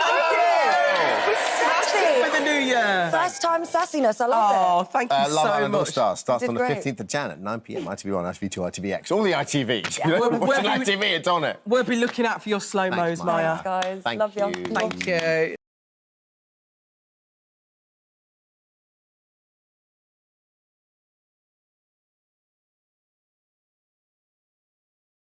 steal the show. Yeah, Nigel Havers has been busy starring in the London Palladium's production of Peter Pan this festive season. And as the show's run continues, he's taken a little break from the stage to join us today. Nigel, it is so lovely to see you. Lovely to see you. What day is it today? I couldn't tell you. It's one of those I think it's Thursday today. Okay, because, you know, when you do panto, you have... merges. You have no idea what time it is, what day Every day's every day when it comes down to that. Nigel, you probably play the best role in Pantoland that anyone could ever play. Do you want to just explain who it is you play? Well, I play myself. There we go. What a gig! I don't have a character, but this year I am a pirate. Ooh-ar, ooh-ar, ooh-ar. I'd be good at that. Very good. Yeah. I'd be very good at that. You would Pirate Jost. Yeah, with my Bristolian accent. I say it every day anyway. We go around all day saying, I'm a pirate. I'm a pirate. I've got the credentials. Yes, you've got the certainly credentials. I mean, it is a star-studded cast. It certainly is. Can we just talk about Jennifer Saunders? Oh, my God, she's just wonderful. Icon. She's never done a panto before. This is her first one. It's her first one. She's quite brilliant at it, playing Captain Hook, of course. And Jennifer I spend Saunders my whole is time trying to make her laugh when she shouldn't. Well, I bet that's easy. And how has she settled into Panto like? She said to me last night, what day is it? She has no idea. No idea. Or what the next scene is. And how long are you running to, and what can ticket holders expect? Well, we're going on for another... And we finish Sunday week, the 14th, I think it is. Can't even speak. So tired. No, and I think you can grab some last-minute tickets, I imagine. I don't know. I look out there and it's completely full of... I do some flying in this panto. Oh, you're on the wires? Fly? Yes, I'm on the wires. You're on the... And how you found that? I found that. I love that. Is it just nice, just bopping It's about? slightly... You know, a little bit, yeah. The harness. A bit harness. Yeah. But, and one night, when I come off at quite high speed, and I went straight banged into the set. Oh, nice. Which is always nice. Gets a good laugh. I bet it's a good laugh. But is it tight, the harness? It is. It's quite a tight thing. It helps with the high note singing, though. It does, certainly. It does, very much so. But there's pantomimes. I went to see lovely Rob Brindle. He was doing Peter Pan at Southend. Yeah. But the Palladium... It is fantastic. This really is the one. And there are four of us, Gary Wilmot, Paul Zerdin and Julian Clary and me. Unreal. We keep going every year, and it's sort of... It's just an amazing thing. It's like the sort of Four Musketeers, really. But why do you keep coming back? I don't know. It's a sort of thrill, and we can write some of our own gags and things, and I like watching the other guys at work. They're just so brilliant. It's fantastic. I mean, there's no naughty words or anything, but is it true you nearly landed Prince William in a little bit of Prince hot William water? came to see us a few years ago, when he was a young man with his two children, and he said to me, "I've got a lot of explaining to do when I get home," because his son had said to him, "Why are you laughing, Dad?" Yeah. And he has to explain. It's very much for the adults as much as the kids, isn't it? It is very much for them. And when you've got the likes of Julian around, yes, Mr. Innuendo Central. Yes. I haven't seen many kids in the audience, I have to say. It's just full of adults. Yeah. One thing I didn't know about you is you are Jack Whitehall's godfather. I am. I never knew this. You were there at the birth. I was on my way to a rather sort of posh party in a dinner jacket, and Michael, Jack's father, was my agent, was for 40 years till he retired, and he said, "Come into the hospital," and I walked in, and as I walked into the ward, Hilary was giving birth, and I walked straight into that scenario. I mean, can I just say, obviously you knew Michael and Hilary, but I couldn't think of anything lovelier than giving birth and Nigel Havers walks in. There you go. Do you know... Was you on the wires? I was on the wires. Do you know what? You and Michael are very similar. Now I'm talking to you. Yeah. You are very, very similar. He's so funny, isn't he? He's a very funny man, and he was a frustrated actor for many years, but now he's come into his own. Now he's got his own sort of starring role. But Jack is a fantastic boy. I remember I went to see him when he first started in stand-up. He said, "Come and see me in a pub in Putney somewhere." And afterwards he said, "What do you think?" And I said, "You know something, Jack? Have you ever considered being a doctor?" But yeah, do that. I got that all wrong. Yeah, I bet you did indeed. Nige, we were talking to Jack Carroll earlier. He's just joined the cast of Corrie. Oh, right. Obviously, you were in Corrie for so long. Yeah. You loved it. I know you love it. Corrie, yeah. Would you ever, have a little tap dance along the cobbles again? I had a heart attack and died. But did that mean nothing in soap? But apparently, I have a twin brother living in Australia. Here we go. Here we go. Sharon Marshall's already on the phone. She's like, here we go, he's up for it. Would you ever go back if they did come up with something like that? Never, ever say ever, you know, never. Because we're mad to do that. Maybe you could have been a pirate for many years at sea. Ooh, there it is. There we go, here we go. Nigel, can you just talk us with your connection with the Rolling Stones? Well, I'll tell you exactly what happened. My father was watching the news with me. I was quite a young teenager, and they were suddenly on the news that they'd been arrested for drugs and things. And my father said, I hope to God they... He was a lawyer, a barrister, QC. Hope to God they don't ask me to defend them. And then the phone went an hour later, and he came back and said, I shall be defending the Rolling Stones. And that summer of '67, I got to know them. Well, you took his jacket, didn't you? Yeah, and of course, I got them off, and there was a big party in our flat in London. And then when I went to bed that night, because Mick had changed out of his suit into a sort of caftan. As you do. And he left his suit in my bedroom. So I put the suit on. It fitted like a glove. And in the back pocket, there was a sort of wedge of 200 quid in cash. Nice. It's a lot of money. And I went into my dad and I said, look at this. And Dad said, I'll have that. and then I did jumping jack flash in front of them. That was... And did you ever give him the money back? I did have to give him the money back, yeah. I was going to say, because he's here now and he wants it back. Mick, I'm so sorry. Mick. I gave it to my dad, it wasn't me. It was me, Dad. When you walked in, actually, it was really lovely, obviously. You said to Josie, well done on the jungle. You know what that jungle can be like. Yeah. I think you hated it, to be perfectly honest, didn't you? Let's be honest. No, it was harder than I thought, Yes. I think. Did you hate it? I hated it. Yes, I thought so. That's not even a strong enough word. Just the boredom that got me. And also, I wanted to kill someone. And I thought, if I don't get out, I'm going to kill this person. If you do, we've got Nick Ferrari. He'll help you get rid of the body. But I will say, my jungle, it did rain consecutively for... Yes. I mean, I think it was over 2.5 weeks. Did you have a lot of rain? We had a lot of rain. I think that's what it was, is the rain. You never get dry, and you're constantly trying to get dry. They only give you 2 pairs of socks, so you're forever damp. Yeah.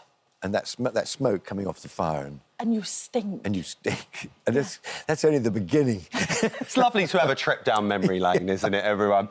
Nigel, before we... The thing about Panto is you can forget all the worries in the world and go and have a good laugh, and that's the whole key to doing a Panto. That's why I like doing it, because people come and just lose themselves. And that's exactly what that season's all about as well. Exactly. Spending time with people, being made to laugh. Yeah. And that's why you keep going back every year, Nigel. That's the reason. That is the reason. Well, look, tickets are still available if you want to go and see Peter Pan at Palladium. Not many, I have to say. Not many, only a couple. You've got to be quick. Just before we let you go, Nigel, your theatre company, you set up 2020. Anything in the pipeline? No, nothing at the moment. I can't think about theatre at the moment.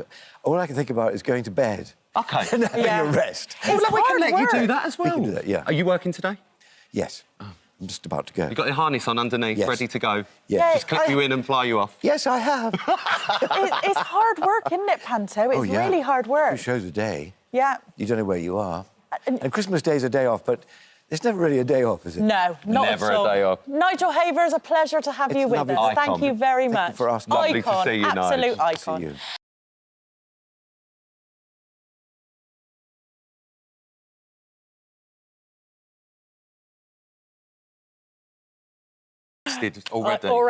Already. And Misha joins us now. Thank you very much for coming here. Thank you for I'm having so me. sorry about all the questions I've been asking you already. I know you have. Spoiler central. You want spoilers. I don't want to I was that close though as well. Were you? Oh yeah, I was going to give you them all, but I won't. Oh, all right, I'll have to watch it because it keeps popping up on my Netflix and I cannot wait to watch it. But for anybody who's not watched it yet, without giving any spoilers, can you just tell us a little bit about what it's about? I feel like I've got curry around my mouth now. Yeah. We're all in the same boat. I'm very aware of my teeth in my mouth. So, it's about a character called Maya, who was in the military, and she leaves the military, she goes home, and her husband gets murdered in front of her. 3 weeks after his funeral, she's watching back some footage from the day before on a nanny cam. The day before the funeral? No. So 3 weeks after the funeral. Right. 3 weeks after. She watches footage back from the day before of her daughter in the playroom, and she sees her husband playing with the daughter. I can't. Oh, right, what's going on here? He was killed right in front of you. He was killed right in front of her, 3 weeks prior. Yeah. But he's dead, yeah. Or is he?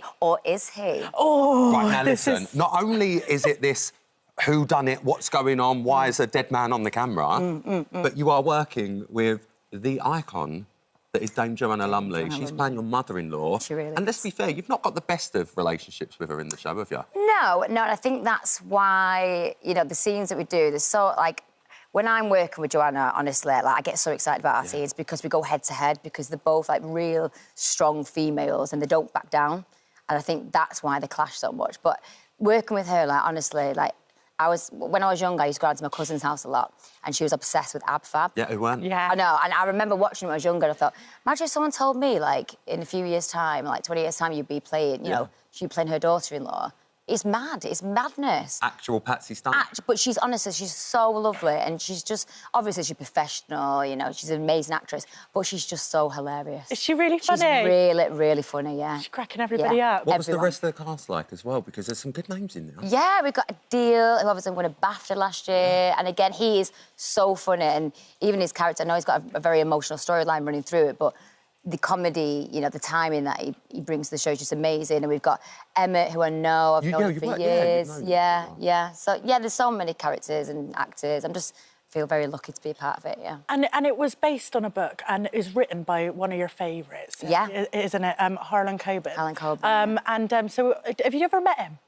Yeah, he came to the read-through. So after I got the job, I was doing the read-through and he was in the room and it was a bit daunting because obviously I've never met him before. No. And I'm a huge, huge fan. Like, I watched Stay Close, I watched The Stranger, and I'm obsessed with thrillers as a genre. So to have him in the room when you're doing a read-through was really daunting. But you love the book version of this, didn't you? Yeah, I read the book before I started filming. And when it comes down to the series, for anyone out there that has read the book, is it similar? Yeah, it is similar. I mean, the start and the end.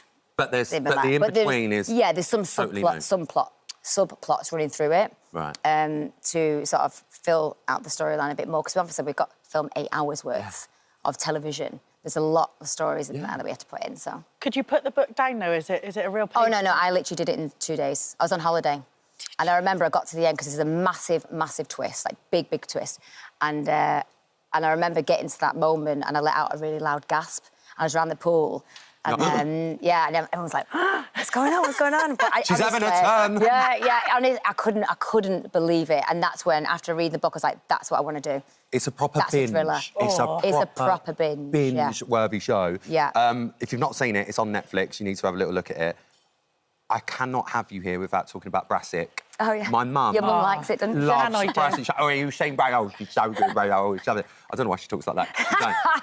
But am I right in saying you've just finished filming this, and literally the following day, you were, like, off to Brassic? Finished Fool Me Once, and I had a couple of weeks, and then started filming the Christmas Brassic, yeah. Was that quite difficult? Because this is like a serious drama. Brassic, I'd say, is a comedy. Was it quite difficult to make the transition? Yeah. Because you have to get in serious mode very quickly. Yeah, it is, and it's completely different ends of the spectrum. Like, I love doing comedy, and I've done Brassic now for 6 seasons. Yeah. But I love the challenge of doing a thriller. Do you know what I mean? That's why you do it. That's why you do these jobs. It's like, you get excited about them. And for me, from doing the thriller to the comedy, it was amazing. But you really have done all the things you want to do. You've done the soap, you've done the thrillers, you've done the comedies. Like, what's left on the bucket list for the Kagan? I don't know, like, that's a really hard question. Like, it's like, I always say that I live in the moment. Like, any job that I get, I'm very grateful for, and I'm always saying, like, you know, I pinch myself. I do a lot. So I never think ahead, but I don't know, maybe played a darker role, because lucky for me, like, all my characters are quite likeable. Yeah. Thank God.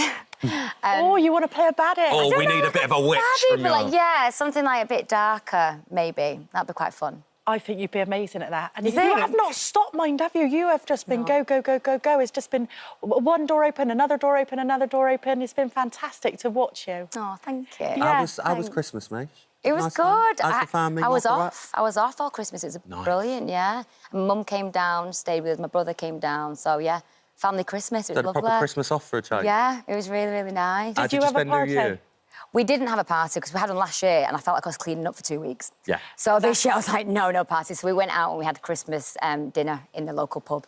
Which is really nice. Yeah, no clearing up. I've got to say, the house, you live around the corner from me, the house is beautiful, darling. Oh, thank Looking you. absolutely stunning. So is yours. Oh, it's all right, we've done all right. Good. Babe, good luck with the series. It's absolutely amazing. Thanks, Come back in and see us whenever you want. And thank you for not giving me any spoilers. Yes, I know. please. You would have regretted it if I told Back you. your mouth over here. I can't have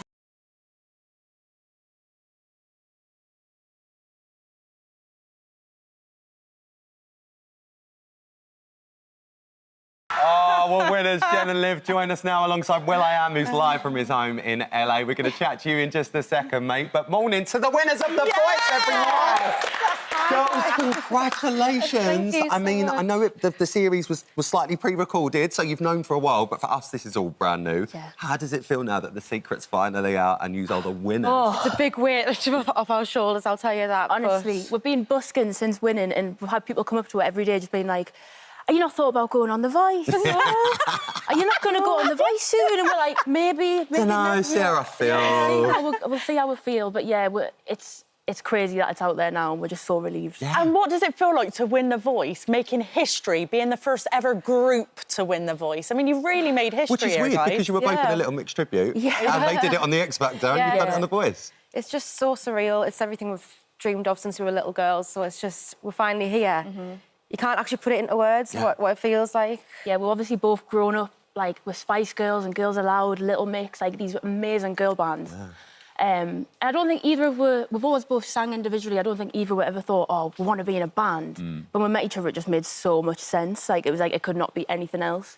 So, yeah, it really feels like that recognition that we finally deserve and finally Do you got. know what's lovely about it? We're going to chat to Will in just a second, because he's down the line in LA.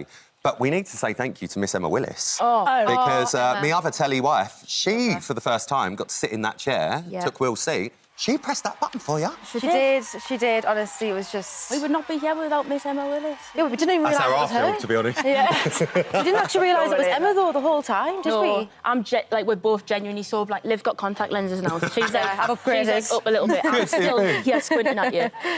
But when the chair first turned round, we were both a bit... I literally thought, like, an audience member had, like, won a competition or something. That's a competition winner sat in the chair. So I put my glasses on, I was like... I literally screamed on the microphone, hey, it's Emma Willis! But when you knew that was Will's chair, did you already have that thought in your head before you come in? Listen, if we're lucky enough to get more than one turn, and Will's one of them, we're always going to be Team Will.i.am. I think it was always... We've looked up to Will for so long and been inspired by Will and the Black Eyed Peas and their music, so... Yeah. I think it was always a... It felt like it would be Will if we were to pick. You two bounce off each other so well. You remind me of a female Ant and Dec. Yeah. When you first met each other, did you just know? Oh, it was just the most chaotic, like, day. I jumped on you, didn't I? Yeah, I'd never First met her ever. before, and you should just see this friend. And jumped on me like this. Gave her the biggest hug, and... That was it. That was Been literally it. Busking. since. Yeah. You know your tribe, don't you? You know your people. I say you always meet golden nuggets in life, and when you meet a golden nugget, you've got to take them and you've got to look after them. Exactly. We've held on to that and we've took it and managed to make it into a career, and we're so fortunate to have each other, honestly. We really, really are. Well, another one that you're fortunate to have is your coach, and he's joining us now live from LA. Will, it's lovely to speak to you. We appreciate you getting up. How are you, mate? I'm good. It's I'm so happy for the girls. Congratulations. What a way to start off 2024 as the champions of Voice 2023. You guys are amazing.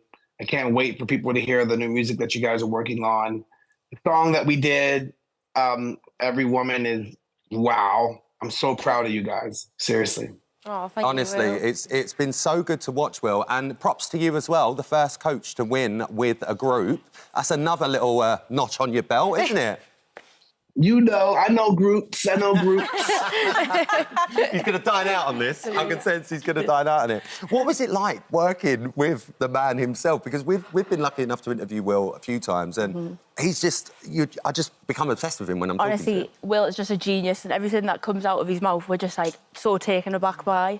Honestly, it just felt like such a luxury to even be in the studio with him in the first place, for him to be able to give us a bit of his expertise and yeah, just be in that environment with them. It was mind-blowing. Honestly, we just kept looking at each other like, it's Will.i.am. Well, Will.i.am. Will.i.am is the man that just keeps on giving.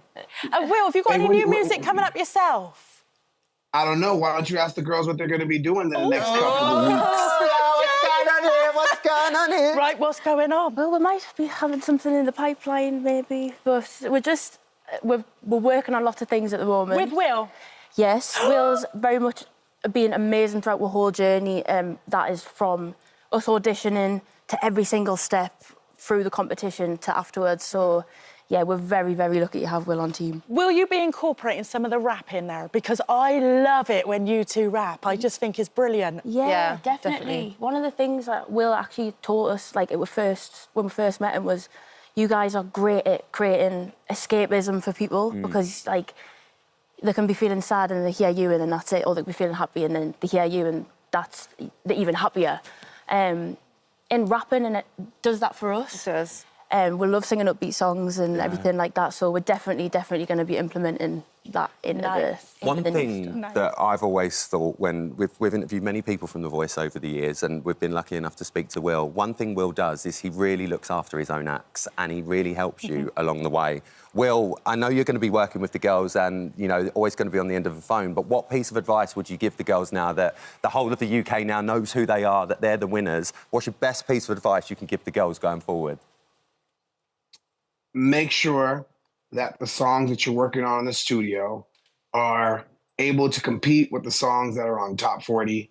You got to push the producers, push the writers, push the people to give you the thing that's going to break you through, you know, and don't just settle.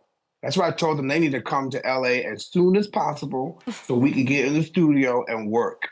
I think we'd have to do that. That's basically a verbal contract. That needs to be done. Yeah, that needs to be done. We all heard it here first. We've all heard it. We've all heard it. And you've got a Universal record deal now, haven't we? We do. Yeah. So is this part of that then? Is this part of the songs on the Universal record deal? Can we expect lots more music from you? Yeah, we can expect loads of exciting things from us too in 2024, that's for sure. Are you going to keep busking? Yes. We are. Do you know Are what? We love it. We love seeing everyone in the street, coming up and talking to new people. It's who we are. It's what made us, do you know what I mean? So it's just...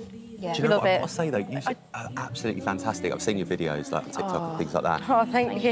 You're so great. If I was walking past you, I would 100% stop. Oh, thank you so Honestly, much. it means the world. It really does. That's like the main thing that we get from busking is like just, again, creating people that sense of escapism and, yeah, we bloody love it. You've put the graft in. You've put the graft in, ultimately. Yeah. Will, thank you so much, mate, for joining us this morning. Thanks, I know it's Will. late over there. See We you look forward to guys. seeing you soon. Take care, Will. Happy New Year. Happy New Year, Will. Happy New Year. Girls, congratulations. Good luck with everything. Thank we know you're you. single. I'm Every Woman is out now. Good luck with the new What a music. We can't wait performance. to hear Well it. Come done, back you to the two. new stuff. Thank you. You're a so much. delight. Thank you. You winners of The Voice, everyone. Well done, ladies. Thank you so much. Oh, lovely for him.